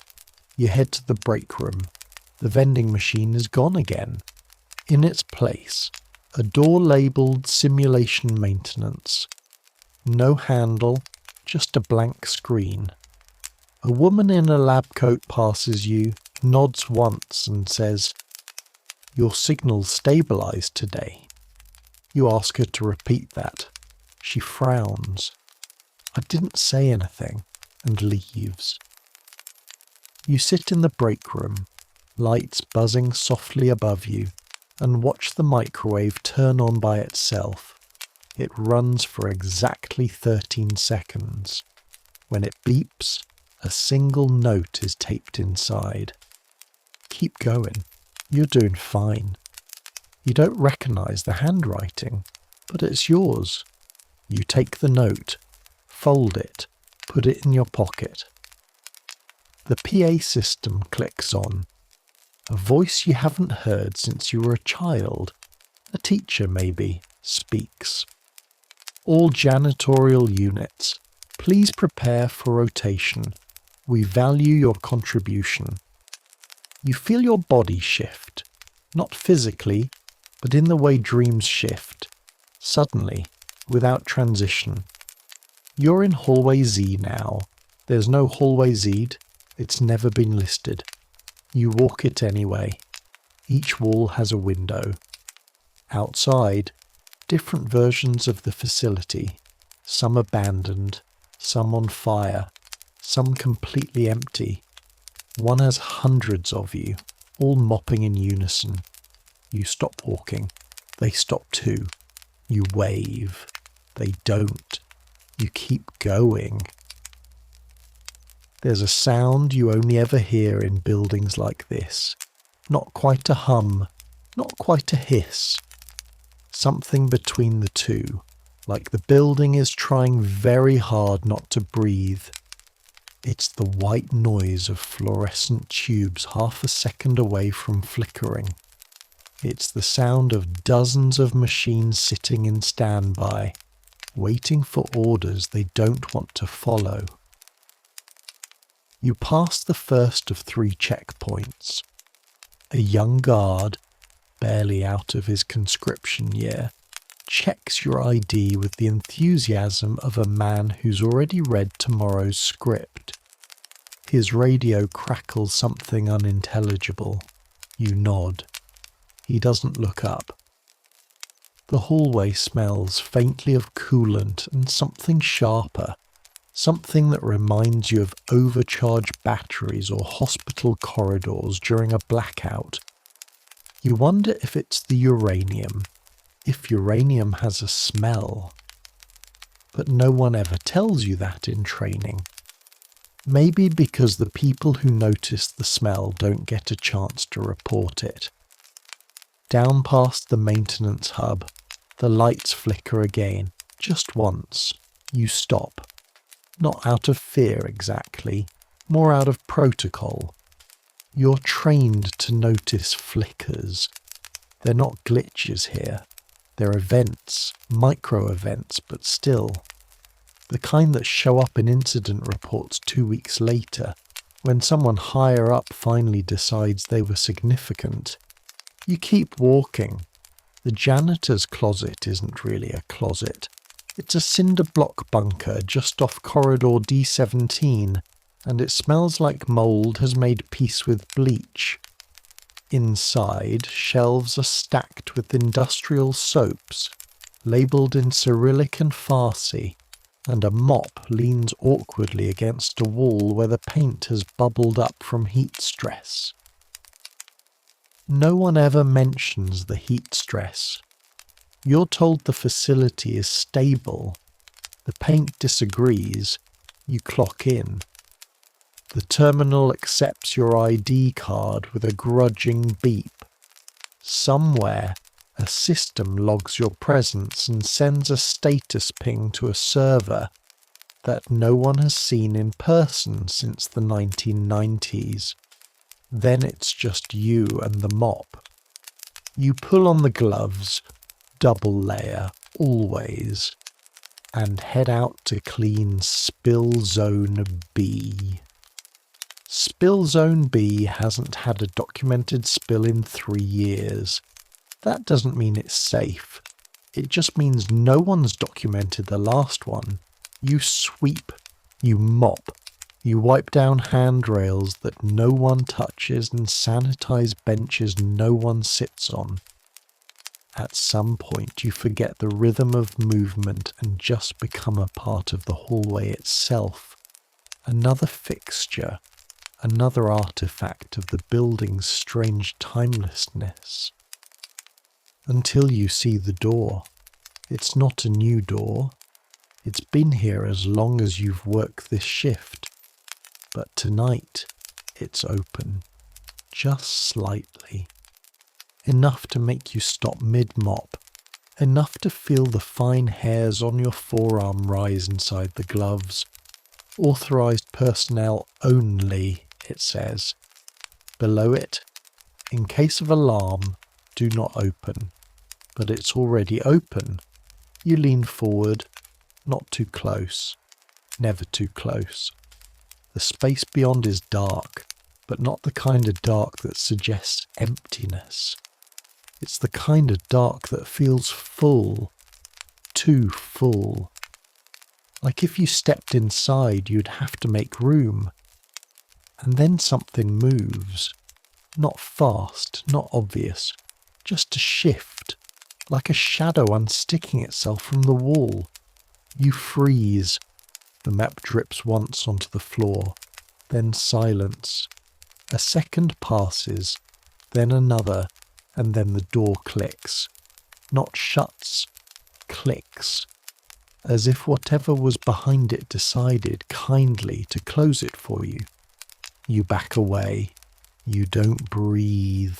You don't call it in. You just go to the closet, you log out, and you leave the hallway exactly as you found it, as if nothing ever happened. Because technically, nothing did. The sodium vapor lights buzzed like flies trapped in amber. Your mop squeaked over the linoleum, looping in repetitive figure eights through a corridor that had already been cleaned twice. You weren't cleaning because it was dirty. You were cleaning because it was something to do. Because the alternative was looking into the humming abyss of silence that filled the halls between lab sectors F and K. At exactly 1:17, your keycard failed. Again. For the third night in a row. Sector G was off limits tonight, said the note in your locker. No signature.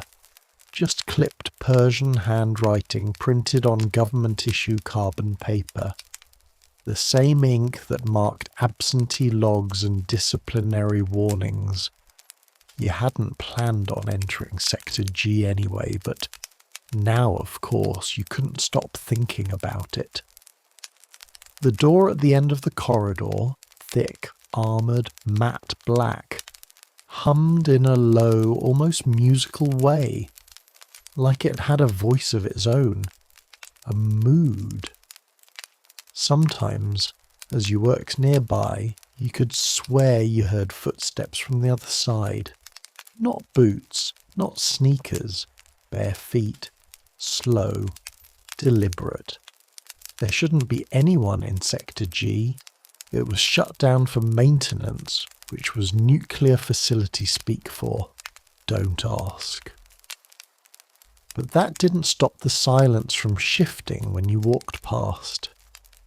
You paused your mop, standing still in your cheap rubber boots, staring at the door.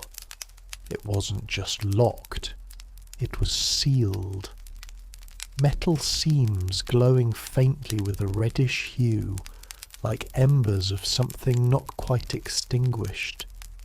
You could feel it through your gloves, the static on the air like the charge before lightning.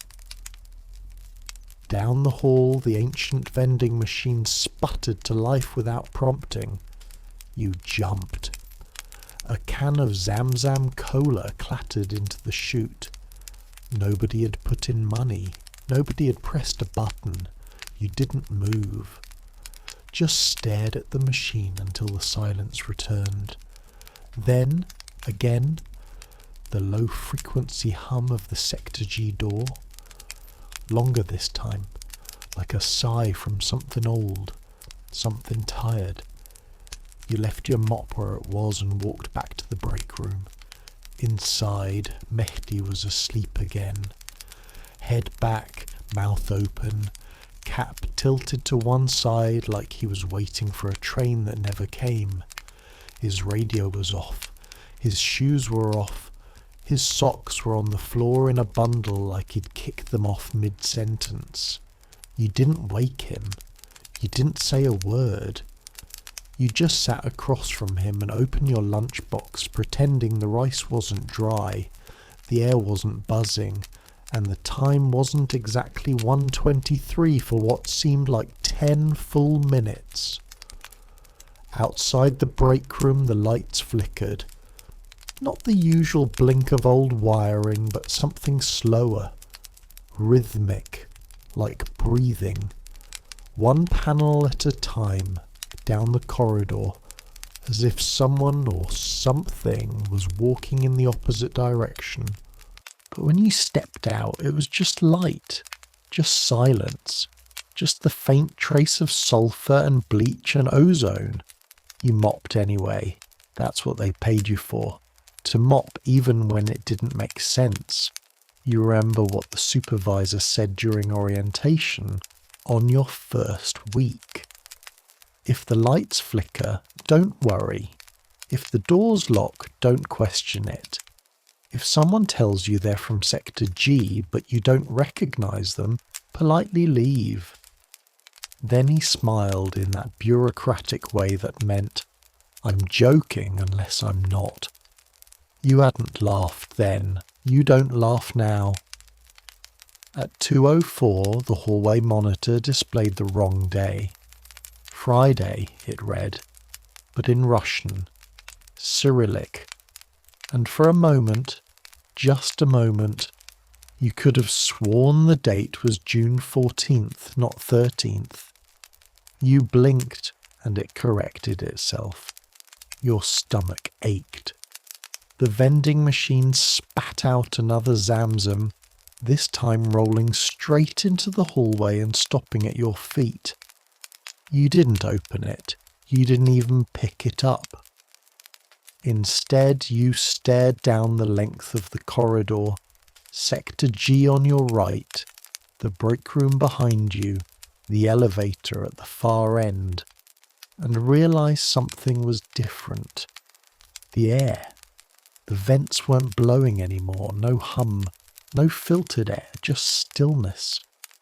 And then faintly from the vents overhead, a voice. Not a scream, not even speech, just vowels. Long, trembling vowels in a language you didn't speak but felt like you should have. The floor trembled beneath your boots, only once, a single pulse, like a breath exhaled from below. That was when the lights in Sector G turned on, just those. A straight line of cold, white fluorescence, bleeding under the sealed door and pooling across the floor like a spilled secret. You didn't move. You counted your breaths. 1, 2, 3. Then the mop handle snapped in your hand. It didn't fall. It snapped. as though someone had crushed it between two invisible hands. Wood fibres scattered like confetti across your uniform, and somewhere near, maybe from the elevator shaft, you heard laughter. Not unkind, not loud, but wrong. The way glass sounds when it falls and doesn't break. You ran, not far, just to the storage room. You locked the door behind you and sank to the floor, among the disinfectant drums and broken flashlights and half-melted traffic cones. You curled up, knees against your chest, and counted again. Not your breaths, the hums. They were returning now. 1, 2, 4. Each hum a little deeper, a little closer, like a voice trying to remember its own name. And in the quiet between them you heard something even worse. Your own voice, saying something you didn't remember saying, repeating your name over and over from the other side of the door. Not a whisper, not a shout, just a calm, steady invitation. "It's okay," it said. "We just want to talk." You gripped the floor, cold, sticky, smell like antiseptic and old metal. You breathed through your mouth. You didn't answer. Then the lights flickered, and the voice stopped, replaced by another hum, lower than before. So low it felt like a pressure in your jaw, your teeth, your eyes. You remembered something small, unimportant from weeks ago, when that new technician, Layla, asked you if you'd ever seen what was behind the radiation curtain on level -2. You said no. She said neither had she. Then she laughed, said she had dreams about it. Dreams where the walls breathe. Layla hadn't been in for 3 nights now. The official note on the board said, "Family leave." But someone had scratched out family and written facility. You closed your eyes. Time passed, or maybe it didn't. When you opened them, your watch read 3:33. That couldn't be right. You hadn't blinked that long. Then, from somewhere beyond the wall, beyond the pipes and ductwork and reinforced concrete, came a sound you couldn't describe. It wasn't mechanical, it wasn't organic, it wasn't even loud, just final. A sound like a lock turning in the middle of the earth. You stood up. You shouldn't have, but you did. You opened the door. The corridor outside was darker now. Not from shadows, but absence, like the light had gone somewhere else, like it was hiding. The vending machine was gone. The mop pieces were gone. Sector G's lights were still on, but now the door was ajar. Not open, not broken, just unsealed. A faint mist curled through the gap, chemical, sharp, but also sweet, like burned sugar and ammonia. You stepped forward, 1 step, then another. Then you heard a second set of footsteps, perfectly in sync with yours, but heavier and slightly behind. You stopped. They didn't. They caught up. You wouldn't think much of the storage hallway at first, just a grey corridor, humming with electrical stress where fluorescent tubes buzzed like irritated hornets. But after 3 weeks on the night shift, you start noticing things, like how the floor never scuffs, or how the same mop bucket is always in a slightly different place each night, never used, never dry. You even tried to move it once. The next shift it was back where it started. You didn't try again. On your monitor, reactor control room 4 flickers for a moment, then resets. Nothing unusual. Except, of course, the fact that room 4 hasn't been operational since 2011. The door's welded shut, the system's decommissioned, but the feed? Crystal clear. There's no one there. Just a row of chairs and a blinking amber light that shouldn't have power. You mention it to the supervisor once. He doesn't look at the monitor, he just says, "We don't watch that room." Tonight you're alone again. Javad is on leave. Something about his uncle being arrested by the Basij for insulting national values. No one really asks for details. Silence is the safest kind of loyalty here. It's 2:14 a.m. when the intercom clicks on. Static, then breathing, then sub-level 3, water detected. You glance at the environmental status board. Everything's green, no leak indicators. You try the intercom. This is janitorial maintenance. No reports of water.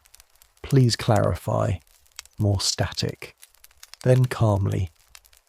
Sub-level 3, water detected. Mop required. You pause. The voice is synthetic, but subtly wrong. Not the usual clipped English of the automation system. Something slower, measured, as if someone was pretending to be a machine. You check the logs. No scheduled activity in sub-level 3 since 2018. You hesitate, then grab the utility badge and head toward the freight elevator. The descent is quiet. Too quiet. Elevators in this facility usually rattle like a shopping cart down a gravel road. But tonight, it glides. Almost politely. When the doors open, you're met with the smell first. Wet concrete. Iron. Something that tickles the edge of rot. You click on your flashlight. The corridor stretches out ahead. Rows of locked doors, utility panels, old signage. You walk carefully, mop handle tapping rhythmically at your side. At first there's no sign of water, just the dusty footprints of whoever worked down here long ago. Then you see it. A perfect circle of water in the middle of the corridor. Not spreading, not seeping, just sitting there like it was poured from a god's teacup. You kneel down. It's not water, it's too thick, slightly viscous, no smell.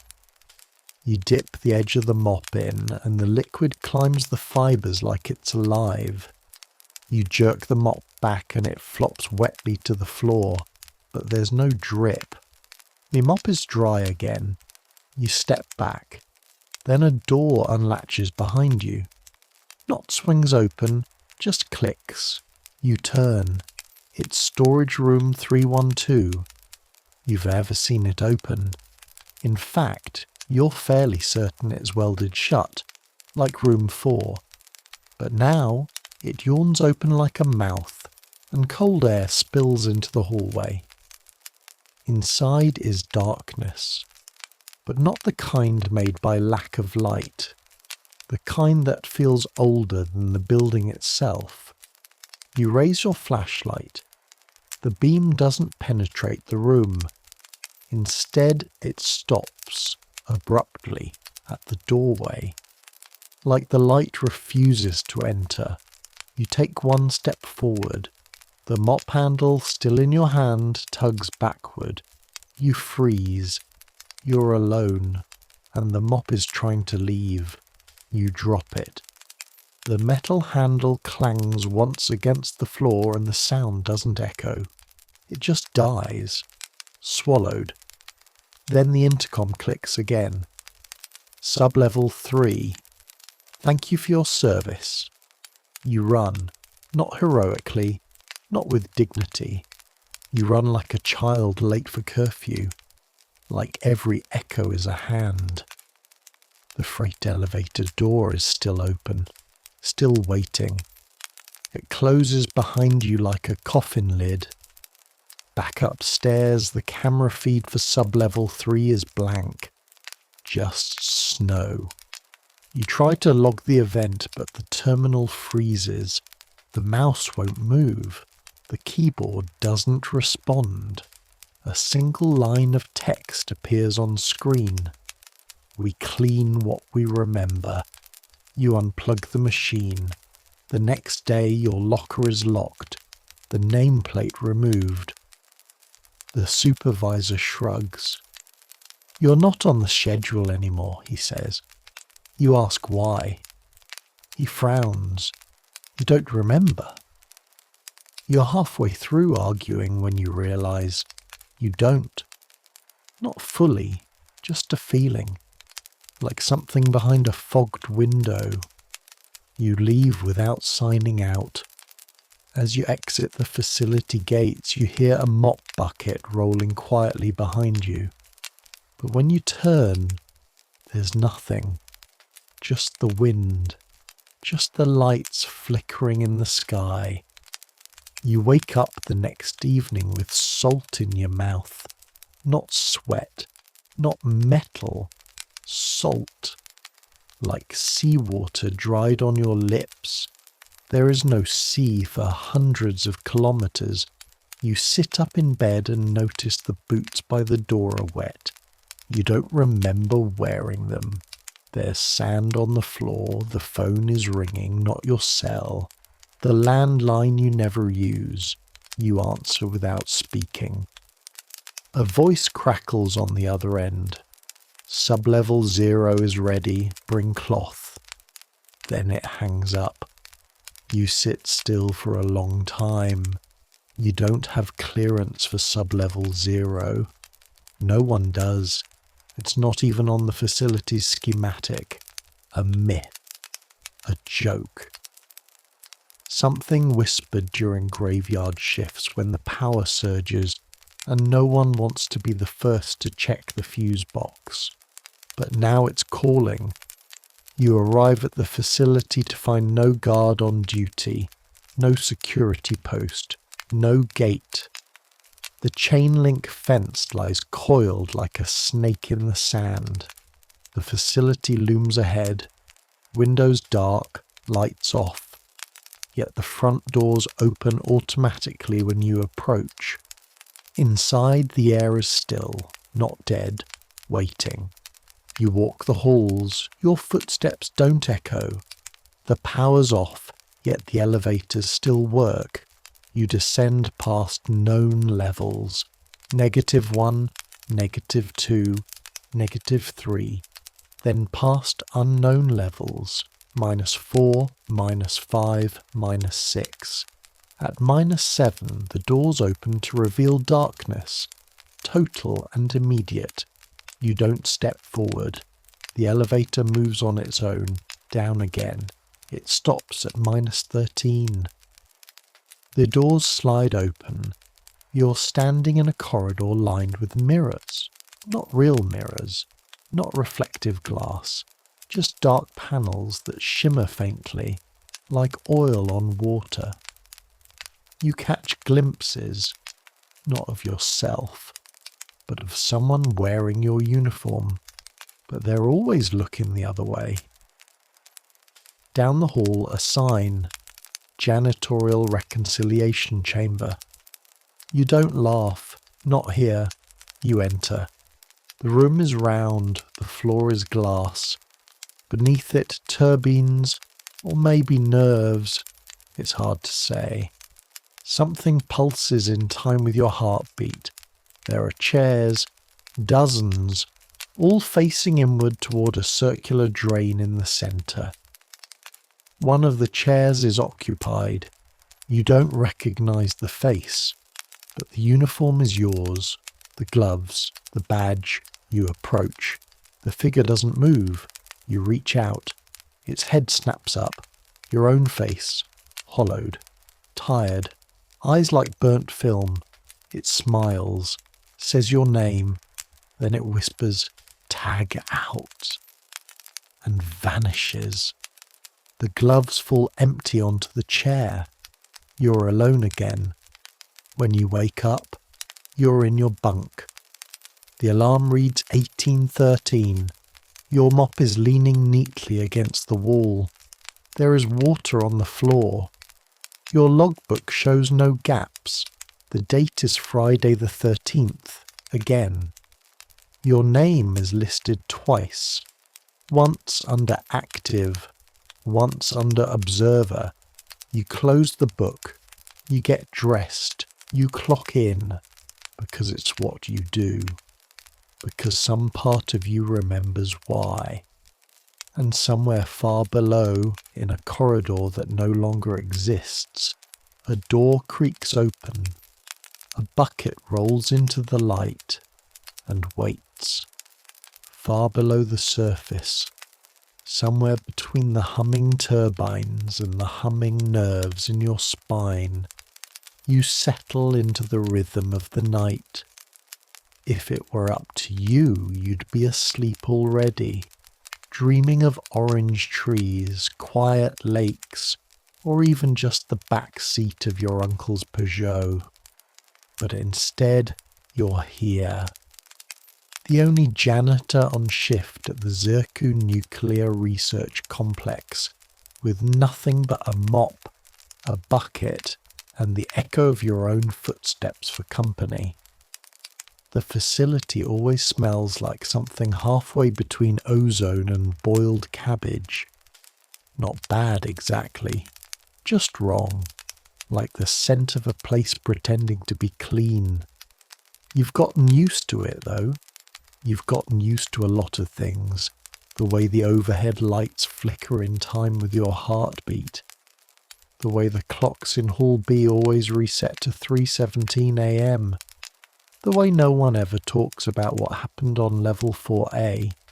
You were told not to clean there. No one does. You glide the mop down corridor 9D, dragging behind you a streak of glistening water and faint regret. The floor tiles squeak slightly with each stroke. You're not sure if it's the rubber soles or if the building itself is trying to communicate. You pass the door with the triple padlocks, the one labelled, "Do not enter under any circumstances" in both Farsi and English. You don't even glance at it anymore. The first time you did, you thought you heard something breathe behind it. It's late. Or early. Or maybe time just works differently down here. You stopped trusting your watch after it began running backward for an entire week. You remember showing it to your supervisor, Mr. Amini, and he just laughed in that hollow, polite way of his and handed you a new one. "Better model," he said, "but it looks exactly the same, except this one doesn't tick." In the break room, the vending machine lights blink with the slow patience of an animal watching its prey. You once tried to get a bag of pistachios out of it, and it dispensed 6 expired yogurt drinks instead. You drank them anyway. They tasted like glue and longing. Since then, you've learned not to make demands of the vending machine. You leave a coin on the floor in front of it, say a quiet thank you, and take whatever it gives. Tonight it's a single fig bar and a slip of paper with something scrawled in Russian. You don't read Russian. You fold it and put it in your breast pocket. Maybe it'll come in handy later. Down in Reactor Wing 3, the hallways widen unnaturally, like the building was designed for someone much taller than you. The ceilings arch up into shadows that swallow sound. Your mop echoes here. There's a stain on the wall near chamber 12B that you've scrubbed over 24 times. It always returns. Pale brown, vaguely spiral-shaped, like someone spilled coffee while sketching a Fibonacci sequence. No one else seems to notice. Or maybe they do and pretend they don't. That's kind of the unspoken rule here. If it doesn't bleed, blink or speak, it's not your problem. The intercom crackles. A long hiss, then silence. Then a voice. Not one you recognize. Maintenance to sub-level red. Code 9 Sigma. The line goes dead. You've never heard of sub-level red. You've worked here 8 months, and you've cleaned areas marked A through G, upper and lower, but never red. The colour code doesn't even match the floor maps. Still, your mop hand itches. You glance around. The corridor is empty, and yet you feel watched. Maybe it's the wall-mounted radiation sensors blinking in sync. Maybe it's the way the pipes hum in harmony, just out of tune. Your badge doesn't swipe for sub-level red, naturally. So you try the emergency override. You're not supposed to know it, but janitors hear things. For ventilation inspection only, the screen warns. You press enter anyway. The door opens. Behind it, a narrow staircase leading downward, wrapped in peeling red paint and low buzzing lights. The air smells of burnt dust and cold iron. You descend. The mop clatters awkwardly on each step like it doesn't want to go. Neither do you, but here you are. Sub-level red is colder, quieter, somehow older. Like this part of the building was built before the rest, and then deliberately forgotten. The walls here aren't the usual reinforced concrete. They're stone, carved. Your fingers graze unfamiliar symbols etched into the surface. They don't look Persian. They don't look human. Some spiral inward. Others repeat endlessly. You stop trying to interpret them. You keep walking. The hallway opens into a wide chamber, unlit except for the soft bioluminescent shimmer of something suspended in a glass tank at the centre. You approach, half drawn, half afraid. Inside the tank floats what appears to be a brain, tethered by a network of tubes and wires. But it's larger than any brain you've ever seen, and it's pulsing, gently, like it's dreaming. A console flickers to life beside it. The screen reads, "Welcome, Custodial Operative 4B67. Input accepted." You didn't input anything. Awaiting maintenance protocol. You type, "Hello?" The screen blinks once, then begins to scroll a stream of text in a language you do not recognize. As you stare, it slowly morphs into Farsi, then English.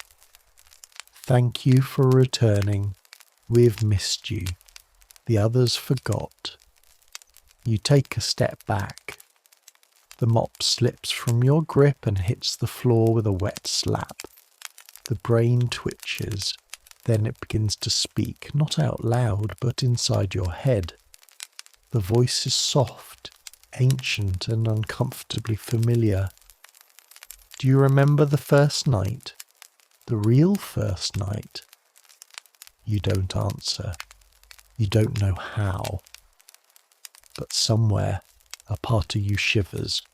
Because maybe you do. To be continued immediately. You see flashes, images. Not memories exactly, but echoes. A corridor darker than pitch. A door that led to nowhere. a name badge not your own. You remember a room that asked you questions, and you remember answering. You don't remember what it asked, or what you said, only the mop in your hand, and the strange sense of relief when the door closed behind you. The brain pulses again. Cleanliness is order. Order is memory. Will you clean again? You nod. You don't know why. The console beeps. A door opens to your right. A long corridor, lit only by faint green bulbs overhead, stretches into infinity. The floor is dirty, not with dust or oil, but words. Thousands of words painted in chalk, some scrawled in blood, some carved directly into the stone. Names, dates, phrases like, "Don't look up," and "The door lied." You mop. What else can you do? The words smear. Some vanish completely, others resist. One phrase written in thick black ink bleeds into your mop head and stains it like ink on cotton. The phrase was, "You're not the first." The hallway turns sharply, then descends. The incline is subtle at first, then severe. The further you go, the more the gravity shifts. Your feet feel heavy, then light, then both at once. You feel as though you're walking up and down simultaneously. Then the corridor stops, dead end, or so it seems, but you see it, a hatch, on the floor, round, brass, etched with a 7-pointed star, no handle. You place the mop in the centre, it clicks, the floor drops, you fall, not for long, you land in water, not deep, ankle high, but cold. Colder than the air above. The walls are covered in rusted piping and rows of vents too small for any human. You see movement in one. A hand, number A tool, maybe. You walk forward. The water ripples in perfect concentric circles. Behind you, your mop floats. You retrieve it. The head is dry. At the end of the tunnel, a door with a scanner. It scans your face. Access. Granted. It opens into a room that should not be. You're standing in the main lobby. But not as it is now, as it was decades ago. The furniture is different. The posters are in Soviet Russian. The names on the duty board are unfamiliar, and yet on the far wall your photograph hangs, smiling, younger, cleaner, under the heading, Employee of the Month, June 1985. You step closer. The man in the photo looks like you, exactly like you. But you weren't born until 1992. A speaker crackles overhead. Thank you for your continued service. A door to your left opens. Inside, your janitor's closet, but not your mop. Inside, resting where your tools should be, is a broom. Wooden, worn, ancient. Beside it, a key. You take both. The room shifts. The air is suddenly warm. The hum of the building returns. You hear voices, people, machines, movement. You step outside. You're in the facility, as it is now, but everyone is frozen, mid-step, mid-conversation. You walk among them like a ghost. You wave your hand in front of a technician's face. No reaction. Then the lights go out. All at once. Silence. A hum begins. Low. Familiar. You drop the broom. It doesn't fall. It floats. The key in your hand glows. And then everything blinks. You're in the elevator. Floor 0. Your mop is in your hand. Your badge reads active. No one else is on shift. The facility's empty. The logbook reads, "Cycle complete. Resume cleaning. You walk." Because it's what you do. Down the hall, through the checkpoint, past the door that sometimes breathes, you mop. Not because the floor is dirty, but because the floor needs to be reminded that someone is still here, that someone remembers. At 3:33 the lights dim, not flicker. Diamond soys, as though something larger than the grid has drawn power from the walls themselves. You pause, mop suspended in the air. The floor beneath you vibrates, slightly, a pulse. You feel it in your teeth, in your gloves, in your spine. Then, stillness, and a voice over the speaker. A new voice, not mechanical, not human, just warm enough to make you afraid. "Well done, Unit 4B67. Memory stabilized, environment corrected, order maintained." You look up. There is no camera in this hallway. You walk to the janitor's office. The logbook is open. A pen rests on the page. The last entry is written in your handwriting, but you didn't write it. It says, "Final cycle approved." Prepare for retirement. The air turns sweet. Faint smell of mint or formaldehyde. You sit at the desk. Your gloves are gone. Your mop is clean. The radio plays music now. Not a song you know. Something classical. Distorted. It grows louder. The lights brighten, then dim again. The logbook closes on its own. You hear footsteps, not yours, then silence, and then shift complete. You wake up in your apartment, June 14th, Friday. Again, you're almost done. The last hallway, section B7. Just past the lead-lined door that always sticks unless you kick it from the bottom. The floors here are already spotless. Not because someone else did them, but because nothing ever happens in B7. No technicians, no foot traffic, no heat. Just silence and the low pulse of radiation monitors ticking like distant clocks. You rinse the mop one last time, squeeze it dry, lean it gently against the wall like it's a sleeping animal. You don't even sign out. You'll do that on the way out.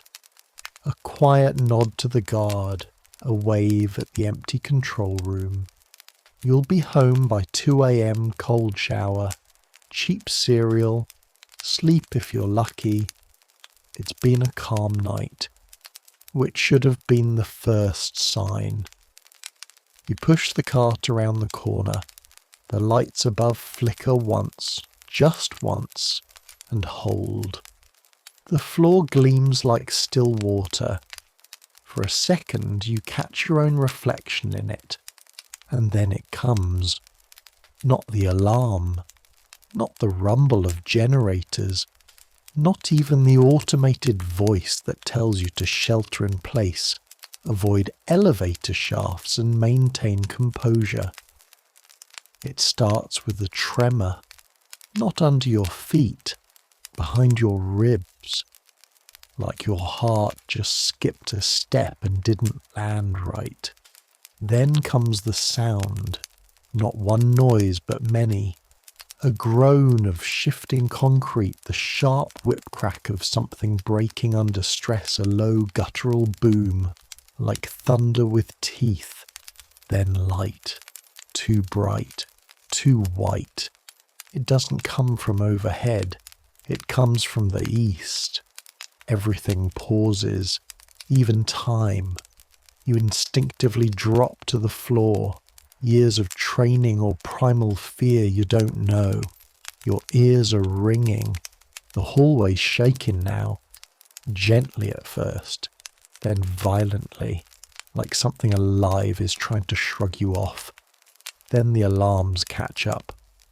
100 voices, mechanical and human, start screaming at once. Impact registered. Breach detected. All personnel proceed to sub-level containment. You scramble to your feet. Your badge doesn't matter now. The doors are either locked or flung wide open. You run past flickering signs, past spilled carts and shattered glass. You pass a man in a hazmat suit just standing in place, unmoving, like he's buffering, like reality itself is running out of frames. The floor beneath your boots groans again. From above, a cloud, too small to be a detonation, too shaped to be a malfunction, starts unfurling through the veni.